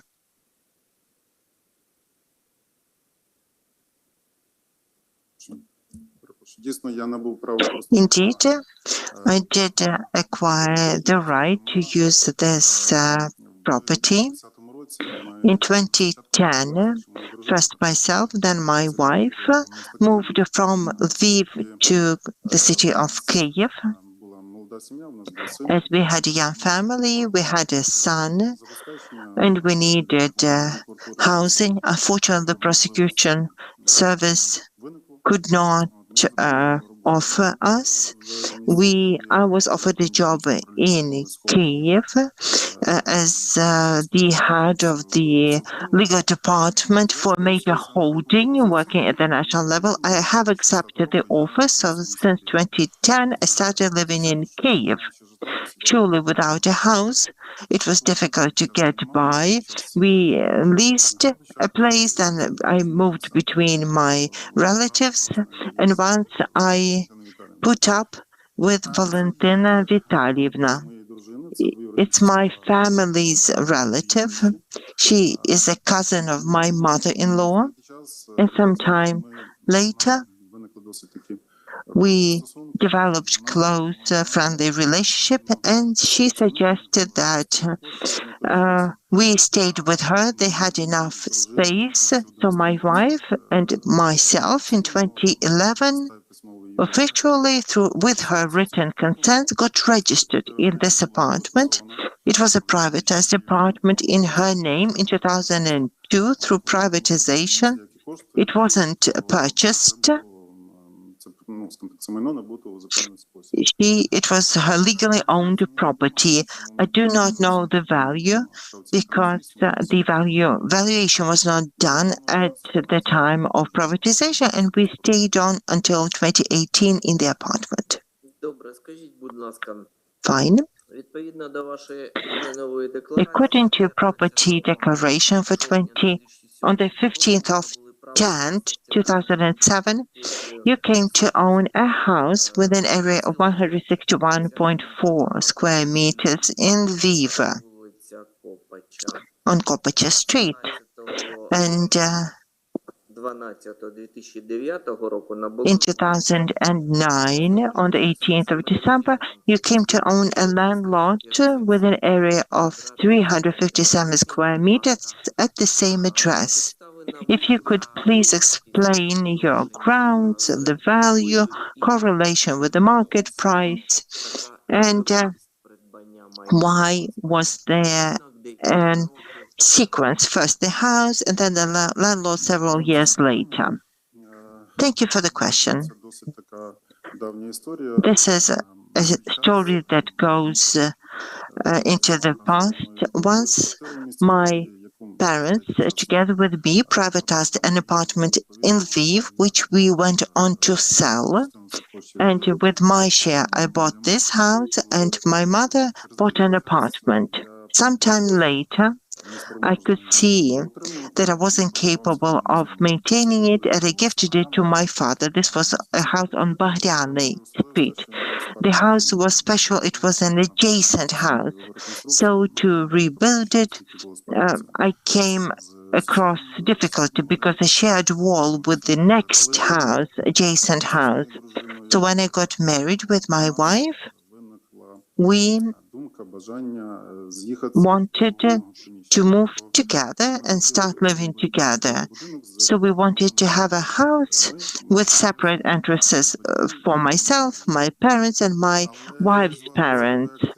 But we could not do it in the house gifted to my father because of this adjacent wall. So we started looking out for options to implement the ideas, and one of the ideas was when close by to the house, a house was put up for sale in the right condition that could be reconstructed, but we did not have the money at the time. So we went to a bank, one of the Ukrainian banks, and I took out a loan in US dollars at the time because that was the custom. It was the year 2007. We took it out hoping that we could settle it quickly by selling my father's house. Unfortunately, we couldn't find a buyer, although the market was quite active at the time and the properties were moving. In the end, in May 2008, we did find a buyer and attached the documents confirming such a purchase, but he was having difficulties of his own buying the house. As he told us, he first had to sell his property in order to buy our house. So sometime later, he declined his proposal. And that was the end of 2008. And this is when the world crisis hit, when the dollar rocketed from 5 to 8 and the real estate market came to a halt. So we ended up having two houses, a loan, no means of paying out the loan, and accordingly no means of selling the real estate in order to repay the loan. My father sought all means to try to pay the loan, hoping that sometime later the market would stabilize, whilst the loan agreement, and I have provided a copy, had a number of limitations. At that, I could not get issued another loan in a different bank. So my father had to pay out the loan, and he did so for 5 years.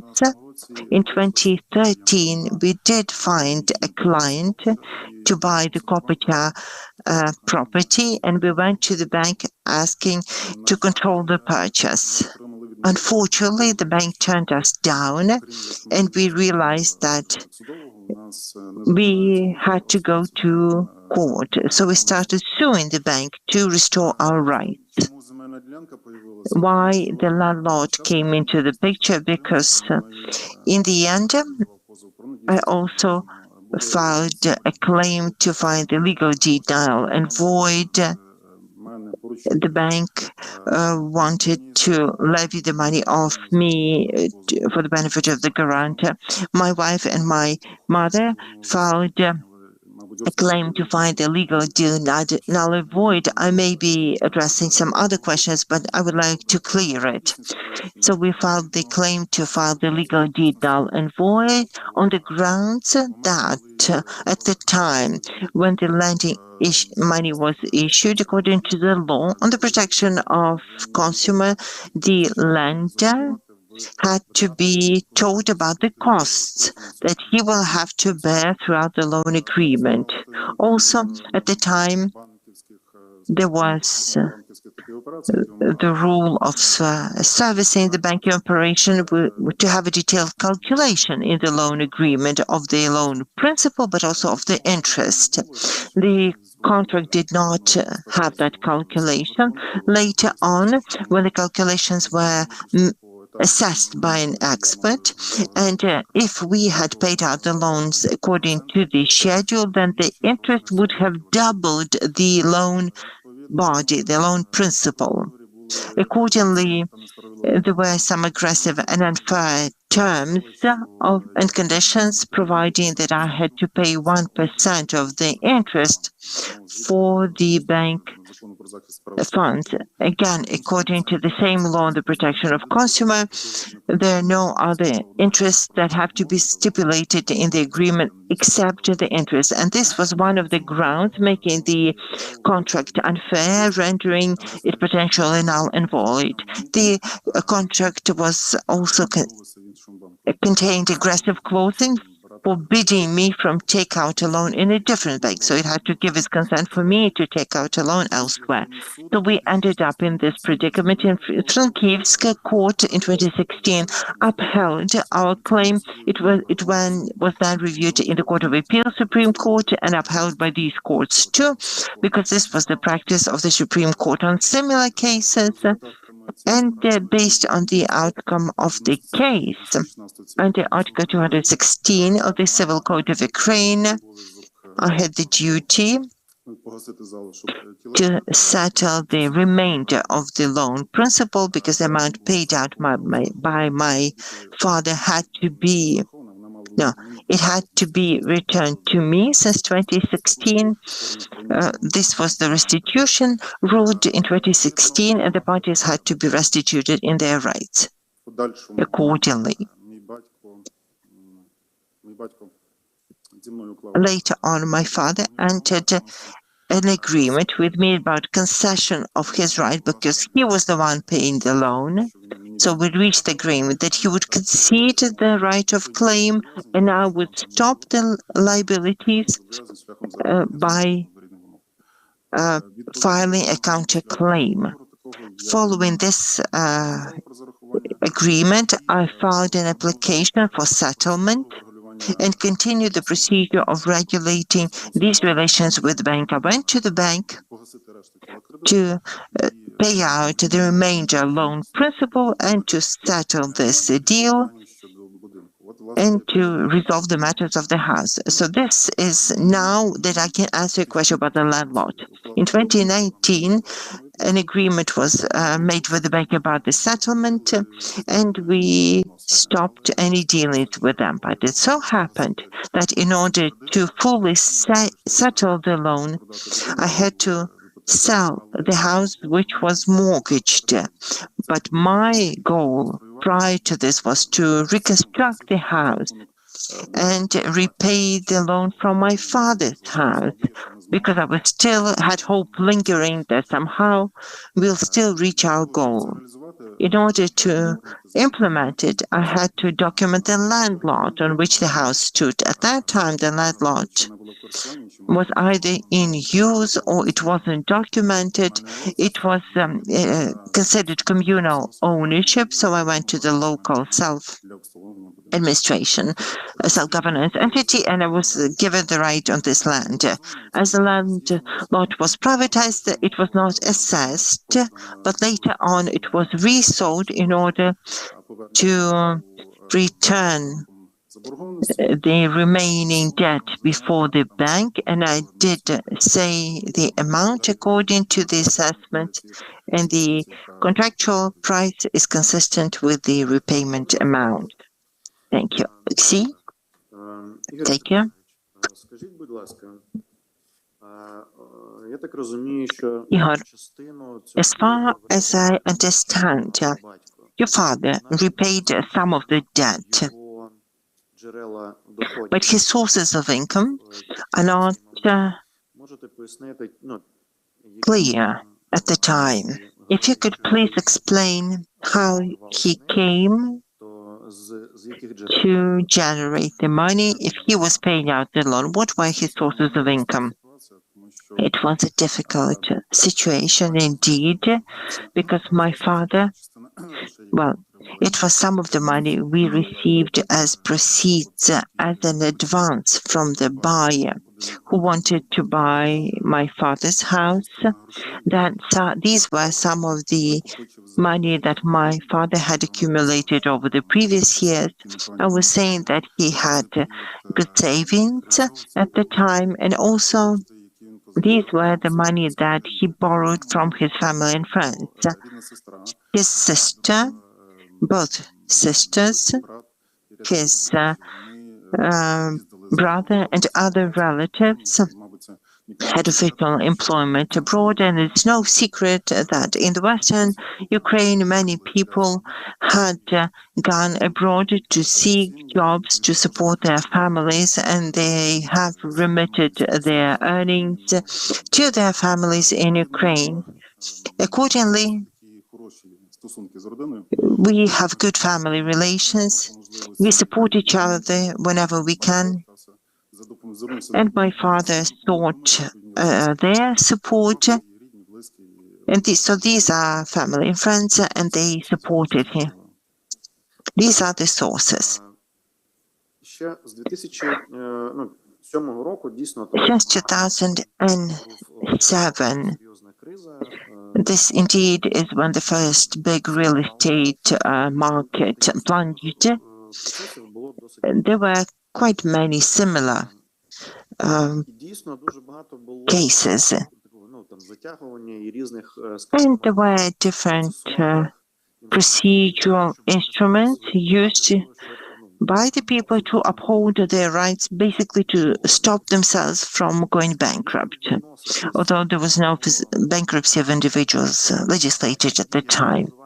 How do you feel about the abuse of procedural rights in order to protect your own interests that are still used infrequently today? Thank you for the question. You have a point in saying I'm a former banker. I supported high-profile cases. I would say that the abuse of procedural rights is within the remit of the court, and the court, when hearing case, well, the party has the right to declare the abuse of right, and the court has the right to meet their request and stop the violation.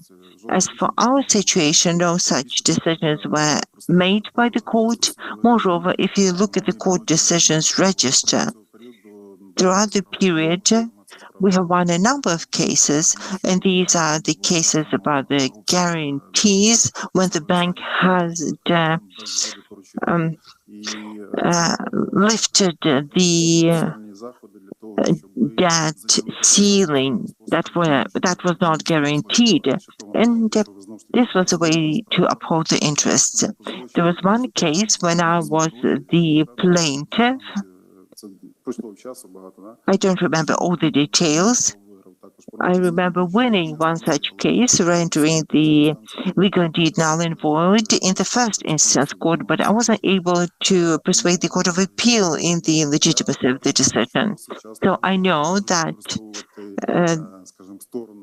the parties may abuse their rights to uphold their interests, but we had to protect ourselves in this fashion because we are not given a chance to repay the loan within the contractual limits. We wanted to regulate it and had to resort to it.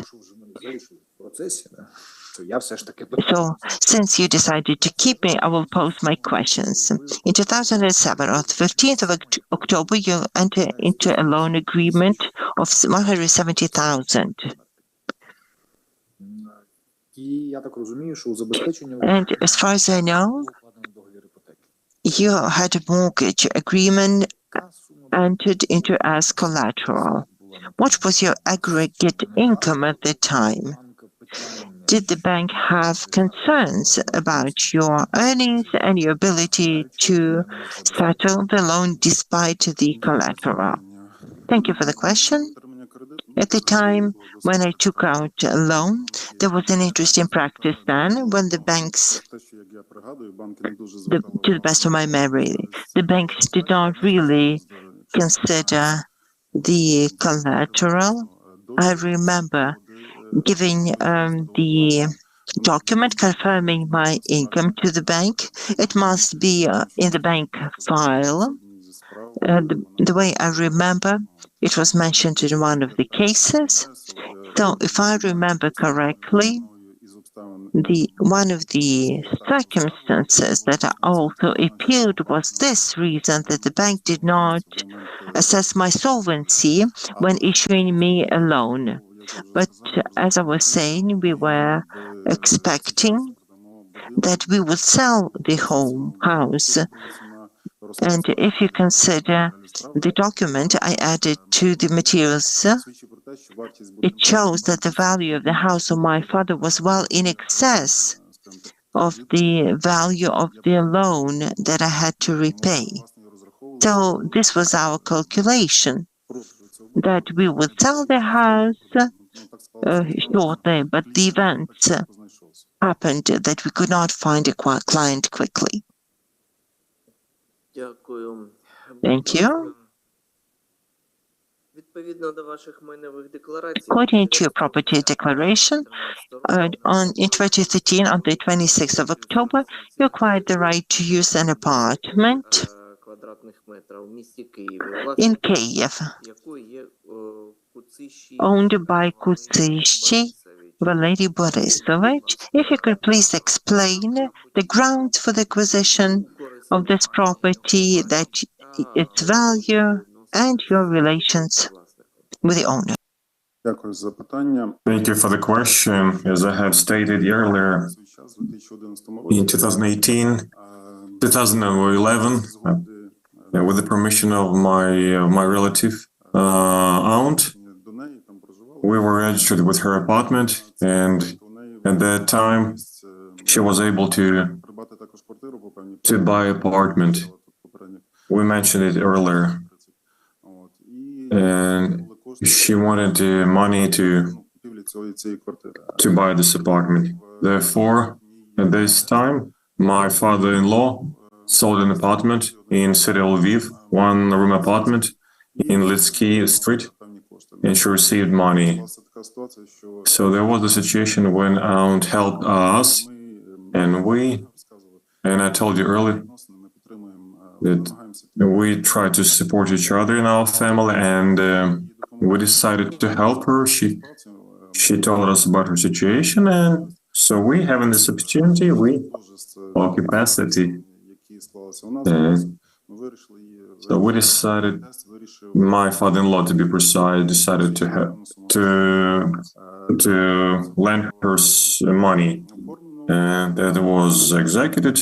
After some time, she acquired title to this apartment, but she had to return the money to the father-in-law. But after some time, she couldn't collect the money, and as an option, in order to regulate this relationship, she decided to donate the apartment as a repayment of the loan. And in the future, the father-in-law accepted in 2013 this gift, and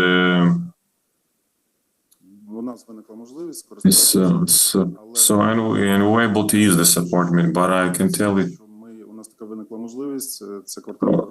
so this apartment had to be repaired, and we didn't really use it. At that time, the father-in-law and my mother-in-law didn't have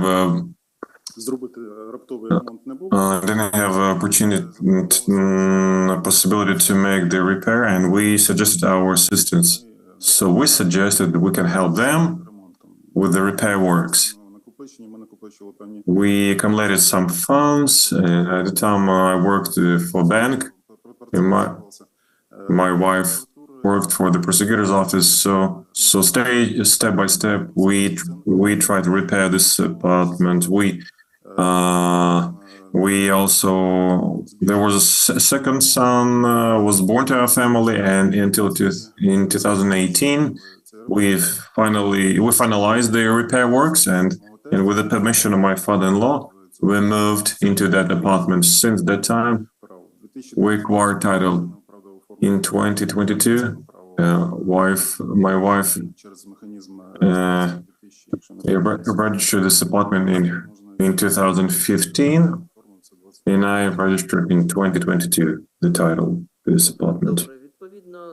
So in accordance with your property declaration on the 10th of May 2018, your wife acquired service for use, the service apartment.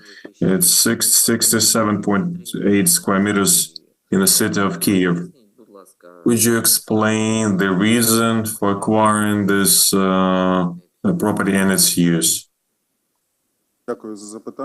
Thank you for the question. In 2018, my wife has been working for the prosecutor's office, and she could receive a service apartment from there.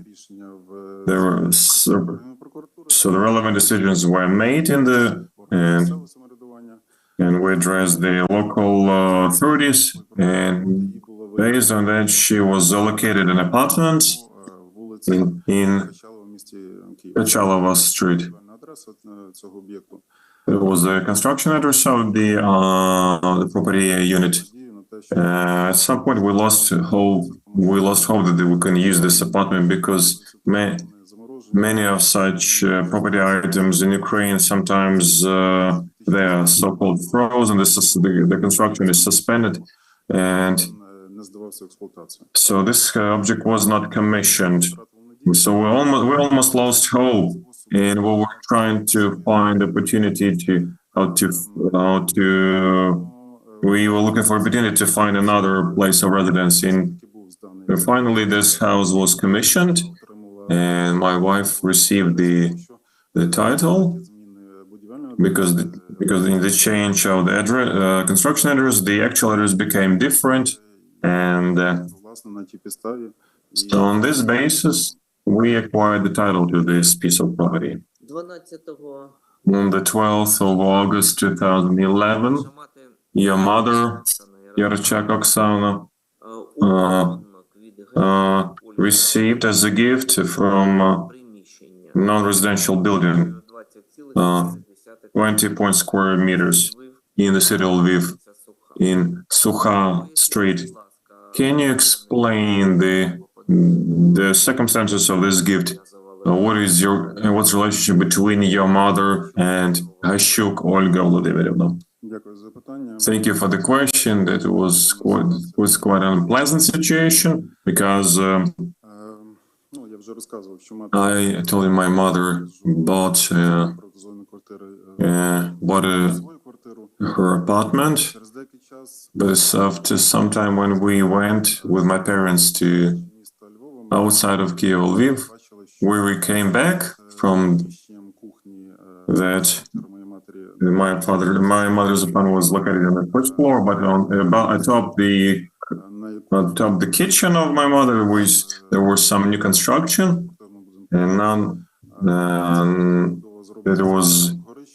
and this construction made at the expense of the attic. And when we came to the kitchen, so we noticed that the ceiling of the kitchen was hanging down. It was in a terrible situation. It was in. So in order to live in that apartment, the ceiling has to be demolished and repaired. And so some significant works were required, and we addressed the neighbor to compensate these expenditures. Fortunately, we could not agree. We couldn't negotiate with her, and we had to address the respective bodies, and namely the local authorities. to demolish that the structure, and in future we address the court to get indemnification, because we could not find some amicable solution while communicating with our neighbor. As a result of the work done by local authorities, we addressed the Ivano-Frankivsk court, and we addressed the court, and upon the court decision, it was decided to satisfy the claim of the local administration and demolish the structure. And a decision was made also to indemnify my mother. And then, so when it came to the fulfillment of the court decision,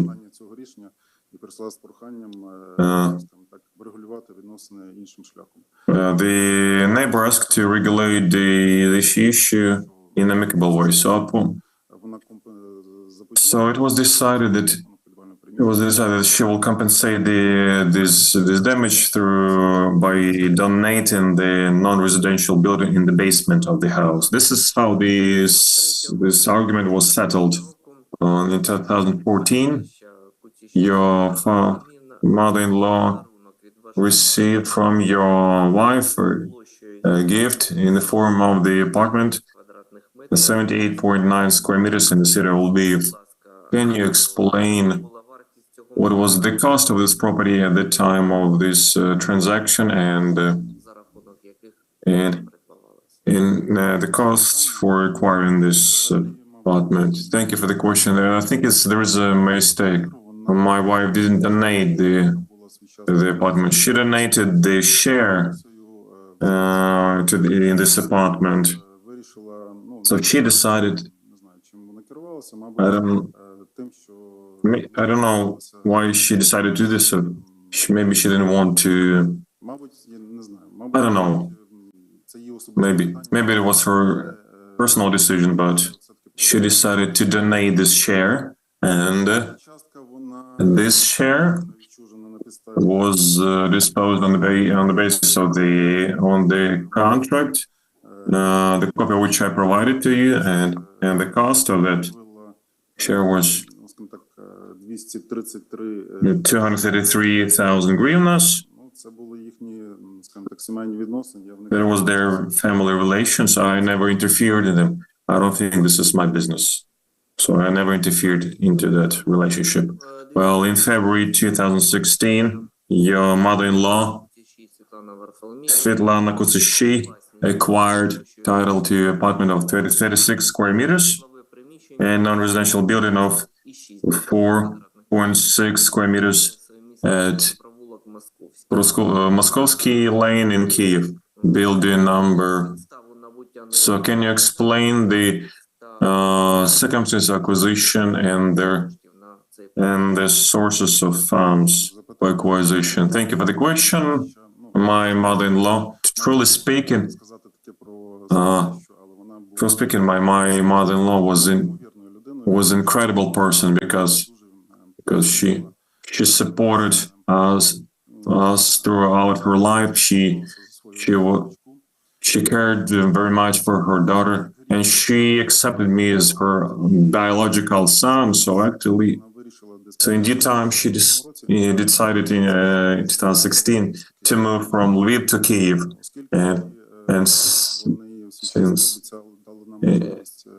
so at time she helped us to move to apartment in Melton Street. This was a small apartment. It was difficult for four person to reside in this apartment. Plus my mother-in-law, it was difficult. So she started thinking about buying a new apartment in the neighborhood, and so she could visit us from time to time. And this apartment is located very close from the apartment that I mentioned earlier. And so she bought this apartment from the cost that she received from selling her summer cottage that belonged to her mother, and actually the grandmother of my daughter, and partially from the funds that she borrowed from her relative, which at the time worked in France, in Paris, and cared for elderly person, and she had income that allowed this person to lend money to my mother-in-law. So she used these funds, she used some savings, and she used this money to buy that apartment. Thank you. Я так розумію, що про це йшлося. I think what was mentioned earlier when we explained this, but please be brief, and would like to get back to the situation when your father received the gift from you, residential building of 178 square meters. Thank you. Thank you for the question. In 1999, I think it's a mistake. It's not 2019. It was 1999. I granted a house to my father. Truly speaking, my father wanted to create some family nest, and he had that idea back then when we sold the apartment in Nowy Svet Street, and he planned that I would be able to reconstruct that house. But at a certain time, he realized that unfortunately, I was just beginning my career as a lawyer, and so at that time, my income was very low, and so it was difficult for me to service that apartment. I told my father that most probably I won't be able to realize his dream, and so decided to donate this house so he could continue implementation of his plan. And that's why we executed this transaction, and I donated this house to him. Скажіть, будь ласка, Tell us, please, in accordance with your property declarations, on the 5th of February 2015, you acquired the use of the Chevrolet Aveo 2006 owned by your mother-in-law. Would you please explain the reason for acquisition and the use, the cost of the car, etc.? Дякую за запитання. Thank you for the question. Yes, indeed. My mother-in-law in 2011 acquired right of use to this car. She addressed me and asked me for assistance to buy this car. And so we found the car, and as far as I remember, I helped her to transport this car to Lviv. This car was used by them. As I have mentioned earlier, mother-in-law still hoped to come to Kiev, and she planned somehow to come to Kiev. She helped us a lot, as I mentioned earlier, to help our family. She helped to care for our children. She helped us financially, and we could always count her assistance. In 2015, she decided to give us this car because my wife started to work for the prosecutor's office, and she needed some means of transportation.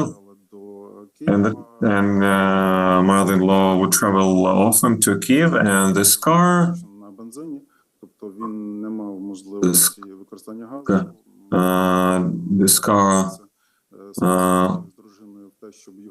So we decided to bring this car. So she became the legal owner of this car, and we as a user were entitled to use this car based on technical passport of this car. And when the car was brought to Kiev, we executed papers, and me and my wife acquired the right of use to this car. As a continuation, we have a next question. In 2016, you acquired the Nissan Premier owned by your mother-in-law. Thank you for the question. Yes, indeed. через деякий час, коли ми After some time, after using this car, we realized that вже був досить that is quite вичерпаний, да, was quite outdated and їздив на цьому автомобілі, and the exploitation of this car was quite dangerous because the problem with the steering wheel and there were some other technical issues that required significant investments. So my mother-in-law asked my father-in-law to sell the apartment and sell the vehicle. So my father автомобілів. had some knowledge about cars, and so he decided he helped to sell this car. At the time, there was a need to buy a new car because in replacement of the existing one. And my mother-in-law was almost living in Kiev at that time. We finished the repair works at Maltus, in an apartment in Maltus Street, but Вона вирішила придбати цей so автомобіль для того, she decided to мати можливість. acquire the new car in order to. У нас такої можливості на той час не було. От, і вона вирішила таким чином нам також допомогти. Придбавши цей автомобіль, вона нам дозволила нам користуватися цим автомобілем. She allows us to use this vehicle. Me and my wife use this vehicle. Even if you use this car just for one day in a year, you're obliged to mention it in your declaration. After some time, I bought a car myself, so I stopped using that car. One more question. Another related question. On the 10th of January 2017, you acquired title to Ford C-Max Trend, owned by your father-in-law. Can you explain this? How could you explain this? At that time, in 2017, father-in-law resigned from her work and he moved to Kiev. After coming to Kiev, he took the car that he used. It was Ford C-Max that you mentioned earlier, and you have to understand this. Sometimes there are some situations when you have to help somebody. Якщо я один раз, два-три рази, навіть там тиждень покористувався цим автомобілем, я повинен показати його в декларації. Відповідно, я його відобразив в декларації. Цей автомобіль був... And I reflected in my declaration, and this vehicle was transported to Kiev. It's difficult to tell about it. Мені прийшлося з дружиною ці моменти. And when I was filling the declaration back in 2016, my mother loved to come into Kiev. We realized that she was very sick, and I don't want to tell you about the disease, but we had to pass the circles of hell, and we tried to help her as much as possible, not only morally but financially. And my wife had to bring my mother-in-law to different doctors because it was difficult for my father-in-law to use the car in Kiev. Because everybody has its own skills, and it was difficult for him to use this car in big city like Kiev. And in 2019, it happened so that my mother-in-law passed away, and we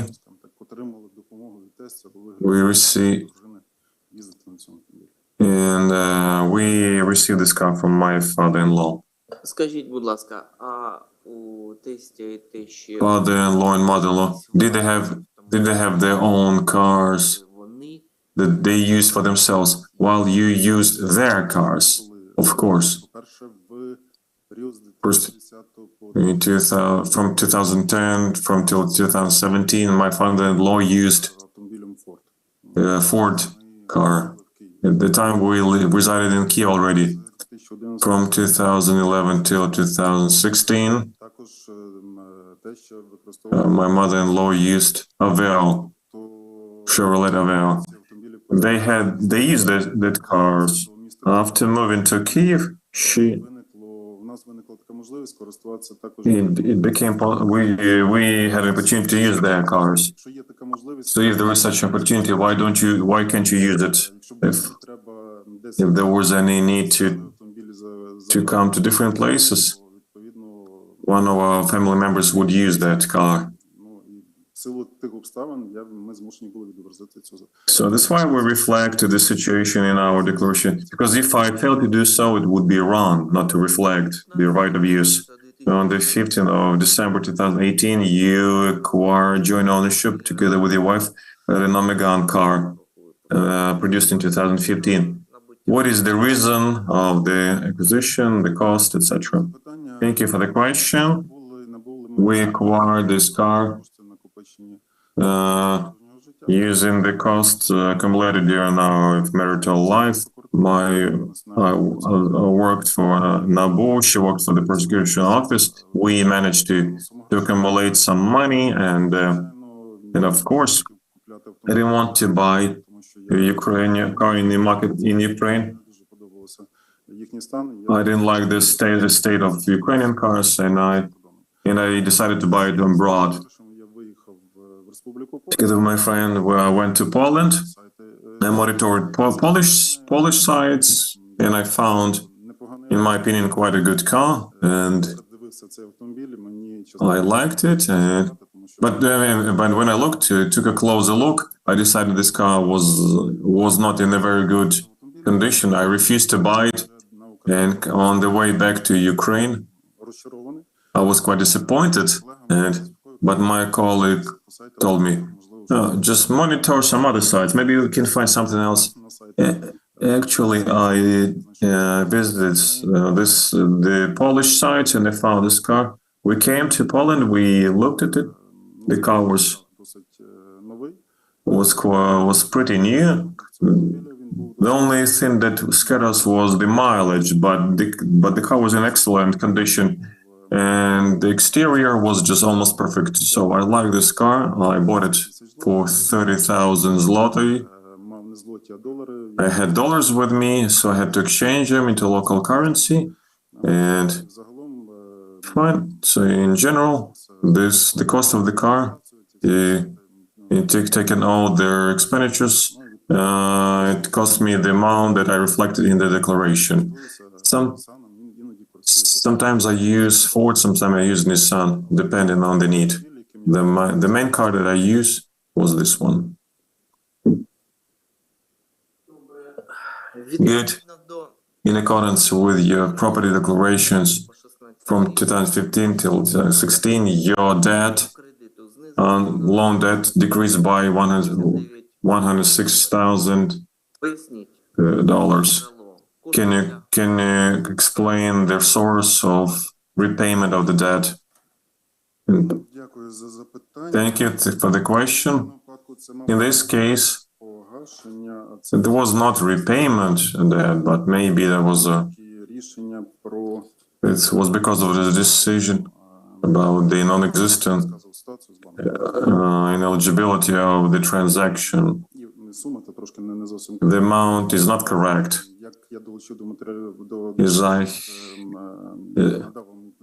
I provided you copies of documents, and there is a statement from the bank that testifies that about the repayment of the debt paid by my father. It was different. It was a different sum than you mentioned. It was bigger. I provide you the calculations. This amount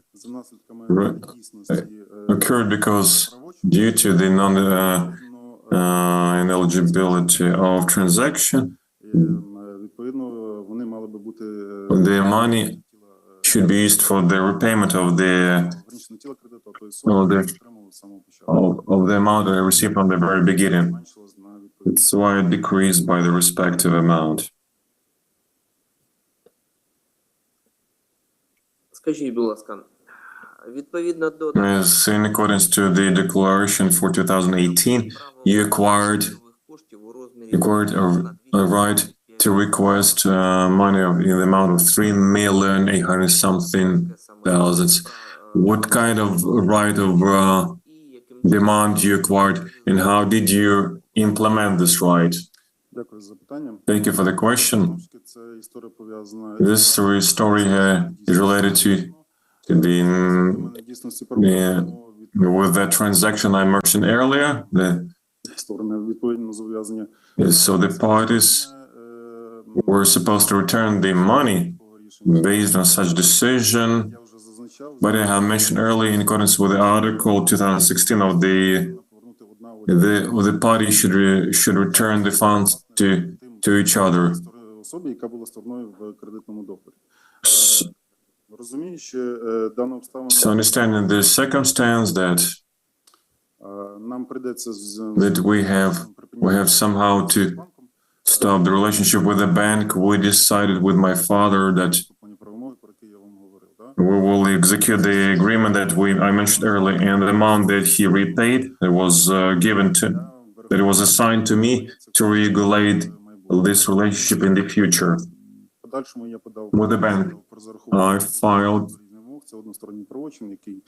filed the request. It was a transaction, and I regulated the relationship with the bank. In the future, we managed to regulate relationship by entering the bilateral agreement for the amount that for the outstanding amount. Тобто, Well, so чином, я так розумію, що пов'язане з цим наступне питання. there is another related question. When in 2018 you have a financial liability in the amount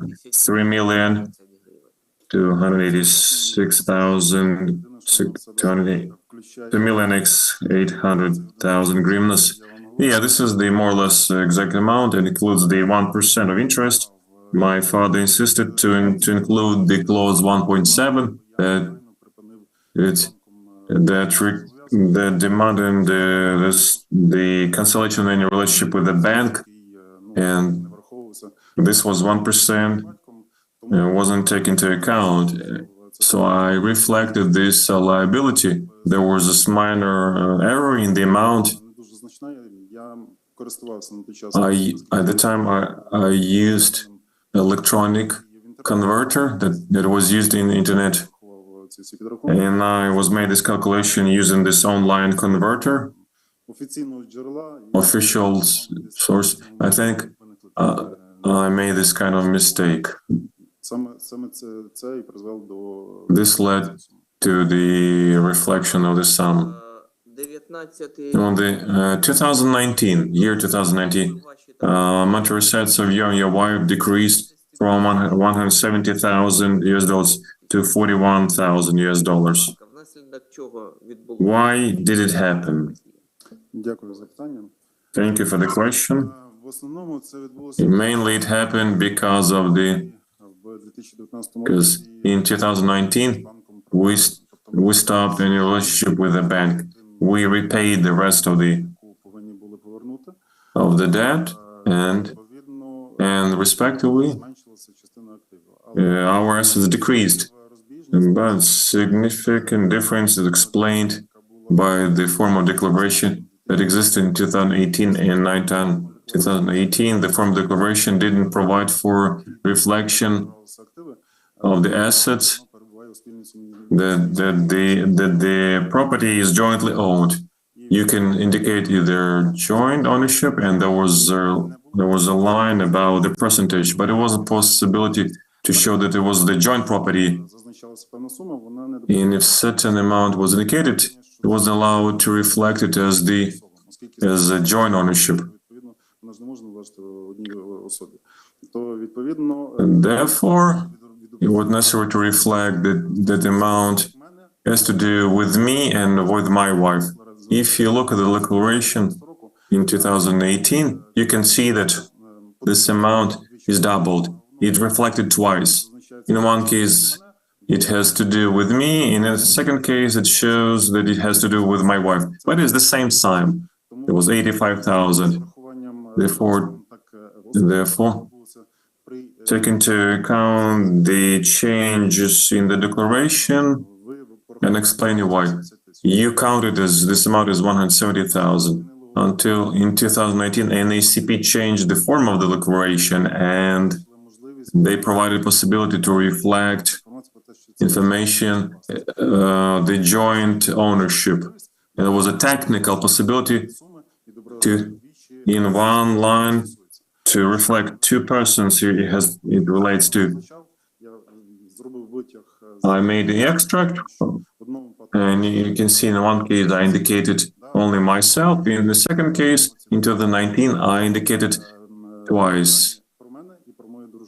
It's indicated myself and my wife.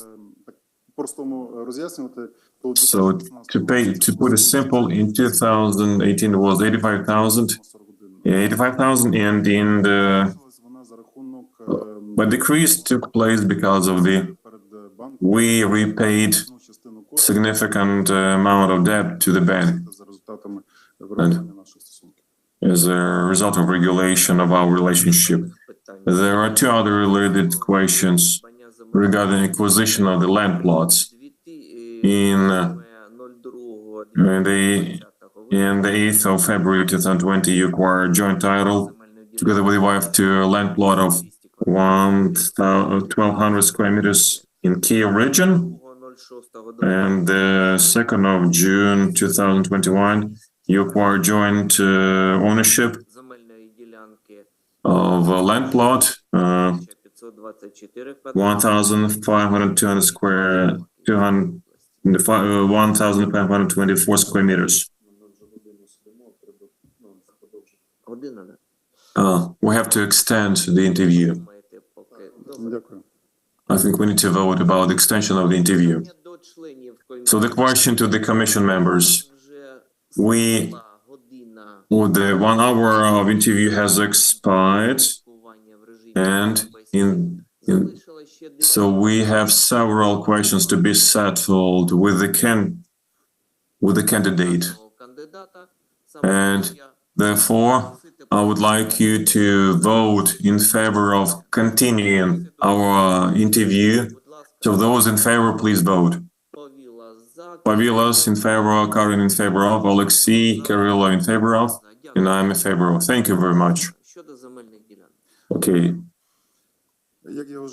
As I have stated earlier, we didn't have our own place of residence, and in 2020 we start thinking about to acquire the ownership of the. We used premises that belonged to my father-in-law, mother-in-law, and we were not comfortable to live like that and to use their property. So we start thinking about build our own house. The service apartment wasn't operated, and in the end of 2022 it was commissioned. So in 2020 we desperately need a place to reside. We were living in a one-room apartment with 2 children, and one of the kids was of age, was 16 years old, and the second child was 7 years old. So we desperately needed a bigger place of residence, and we had. So I've just remembered the ambitions of my father. He decided to build my own house. We acquired a land plot for using the funds that we have accumulated earlier, and this land plot, we had enough money to buy a land plot, but we didn't have money to build a house on it. And so we postponed the issue of constructing a house until we accumulate the necessary amount. In 2022, we got back to this question because we collected the necessary amount, and we realized that this amount was enough to start building a house. I invited one of the developers to make some calculations, and at that time I didn't take attention to the fact that there was significant increase in price for construction materials. And when the developer made a calculation, he told me that I don't have enough money to build a house, and he recommended me to monitor the property market. І ви зможете, можливо, знайти He told me that maybe you can find some property, some unfinished construction, and then його придбати, maybe you can buy, sell the land, дозавершити ту and finish скажімо так, the construction, мрію, яку ви вирішили реалізувати. Ну і власне and you can implement your dream of having your own house. So I started monitoring the market, and in 2022 I found, in 2021 I found piece of land. At that time, there were some bigger, better houses on the market місцевості. in this area. But when we came to that place, we liked the area, we liked the look, and my wife fell in love with that piece of property, and she told me I wanted to live here. It was very difficult to persuade her otherwise. And Місцевість.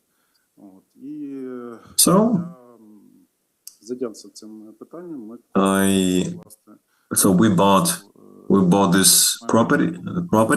це були Yeah. обставини, які призвели до виникнення нас прав на цю землю. That's why we acquired a title to this piece of land. Перепрошую, що But it happened so that on the 24th of February 2022, because of the Russian aggression, на цей час у нас вже був клієнт на земельну ділянку по we had a client for a land plot in one process of negotiations. So we wanted to sell that piece of land to continue construction on the new one. And unfortunately, ну, скажімо так, because of не вийшло, у нас не вдалося we failed цю процедуру, яку ми розпочали. to finish the procedure we have started. Маємо одну земельну ділянку, другу And земельну now we have a situation we have one piece of land, another piece of land. We cannot sell that piece of land because the market is frozen. Looks like we have a lot of property, but we have no place to live, and we live together with our in-laws. Добре. Thank you. Будь ласка. Щоб прояснити Just to clarify, громадськості, there are some inquiries from the general public. You're telling us a very long story, but the question is that ці земельні ділянки these land plots altogether, they're worth of 2.5 million. джерело What is the source? якщо можна там стисло для того, Could you tell us briefly about the source of funds for these land plots? Thank you for the question. As I have stated earlier, part of the funds were left from the sale of the house in the city of Lviv. частина дійсно від реалізації залишилася, і And вона накопичувалася. and plus, some of part of the funds were accumulated during the previous years. And Можу зараз вам конкретно I cannot tell you the exact period, but since 2010, постійно накопичувалася. we were able to accumulate some money. Of course, we were spending money, they were accumulating money, and my wife worked for the prosecutor's office, and I was working for the NABU. Я вам надав I provided the respective statements that confirm that we were capable of accumulating the respective amount. This is my answer to your question. У нас було ще два питання We had two questions concerning судових рішень. court rulings Коштів за позовом about the requisition of money upon your father's claim договору. and Я вважаю, and then the cancellation of the loan agreement. But I think you have referred numerous times to this situation. But if there are any questions, if there is any wish to add some information, but I think, in my opinion, I have no questions. в мене є питання. I have a question. Ігор Степанович, Igor Stepanovich, інформація, що there is information that стосовно соціальних, regarding the social media. мабуть, ви чекали на це. I think you have expected this question regarding your use of Мережею однокласників Одноклассники social media in 2016. Could you please comment what about this account і ваше відношення and what's your attitude to to such social media? Thank you for the question. And that it was quite a funny situation, but it's quite painful now after the aggression of the Russian Federation. In the time I was actively using Odnoklassniki network. First of all, it allowed me to communicate with my classmates, former classmates. Then I realized what kind of social media it was, but why it happens. Our internal department asked questions. So in addition, there is a functionality to play some games. In the social media, you can build a farm. I have two boys. One of my boys was very excited about this computer game. And so when you donate, when you have a farm, it's not developed. From time to time, you are given opportunity to donate. They call it from a group to donate some objects from this farm. And if you want to buy it on your own, it's quite a lengthy process.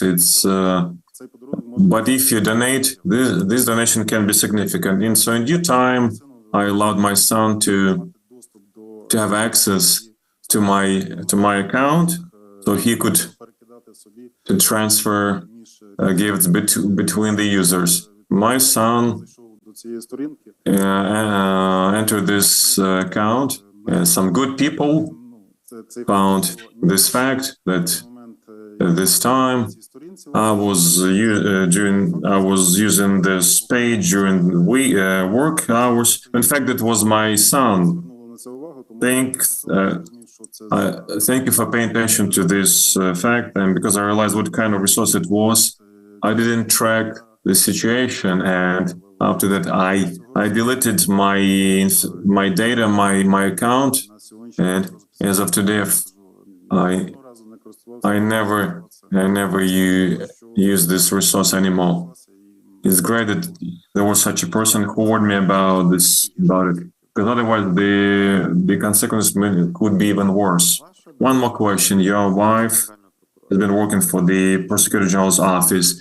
Don't you see, in case of your election to the position of director, some conflict of interest with your wife? Thank you for the question. I don't see any conflict of interest because my wife works for the department that deals with the citizens. So she is not engaged in cooperation with National Bureau, with NABU. She deals exclusively with the petitions made by citizens, but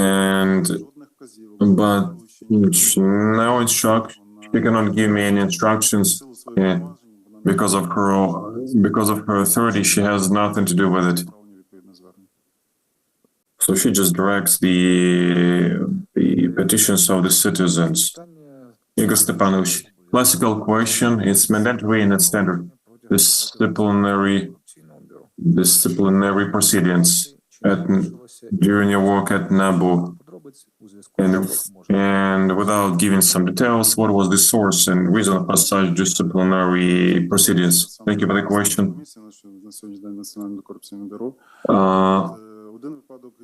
There was one case, but it was related not only with me, but the workers of the legal department. I will not disclose you the particularities, but the situation wasn't ambiguous, and so there was something at that time. There was a legal practice regarding another employee where the court decided to take some action, take into account the law on NABU. And when my employees were negotiating some document in the process of resolving an issue, they were guided by the then existing case law. When there was a similar situation with regard to other employee, and that employee addressed the court and the court restored his rights. And because of that, the whole process was started with regard to me and my employees. Employees of the Human Resource Department took into consideration that at that time there was no decision of the Supreme Court that somehow could interpret the mechanism of using the norms of the NABU. The Commission came to a conclusion without my participation. I self-recused myself, and because really at that point there was a total different court practice, and the court decided in a different way.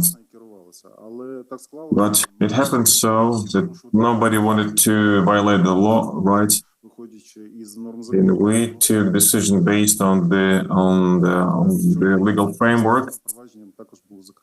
So disciplinary proceedings were closed in relation to me. So no violations were found.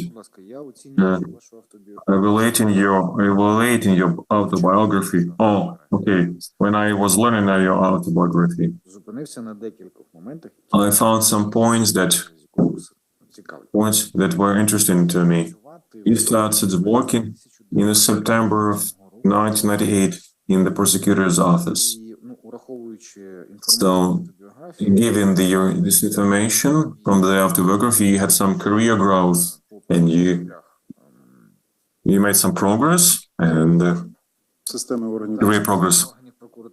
You made progress within the prosecutor's office ecosystem in 2010, being the chief prosecutor. It's quite a serious position. You decided to leave the prosecutor office, and from 2010 till 2015, you've been working as in the private sector. Why did you? And after that, you were elected. You were appointed to a certain position at NABU.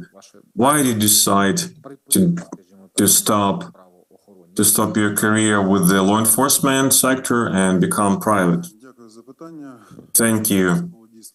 It was a difficult decision because I acquired significant knowledge in prosecution office, and I didn't want to leave that work. But unfortunately, at that time, we had a child, we had loan. At that time, I realized that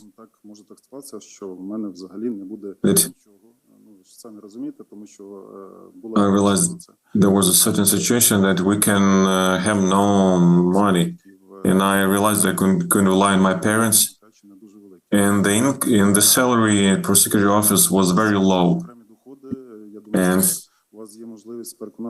so you communicate with my colleagues who work at that time, and they still work in the prosecution office. And this situation forced me to think about provision for my family. And I think in 2010, I received a proposal from one of my relatives that there is a need for a lawyer in the city of Kyiv.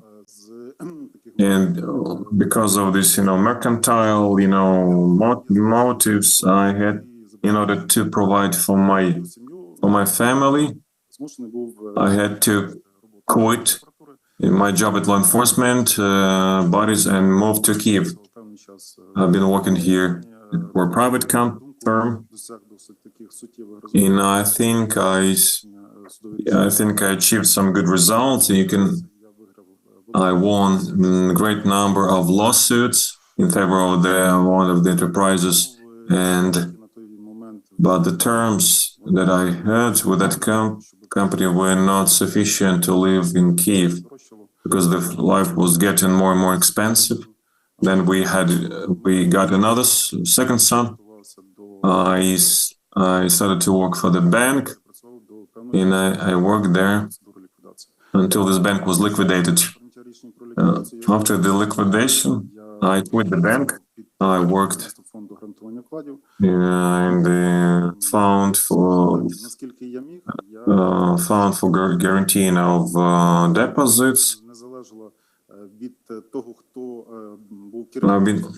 щоб ви розуміли. So I wanted a job, and I worked for that bank. When the bank was terminated its activity, I started thinking about continuing my job.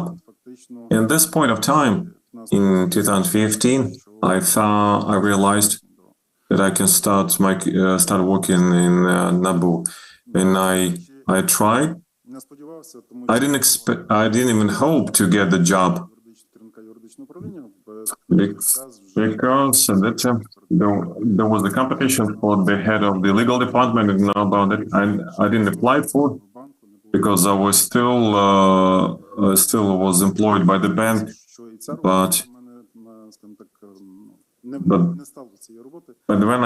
when I was deprived of that work in the bank, I decided to apply for NABU, and I've been working for NABU since 2015.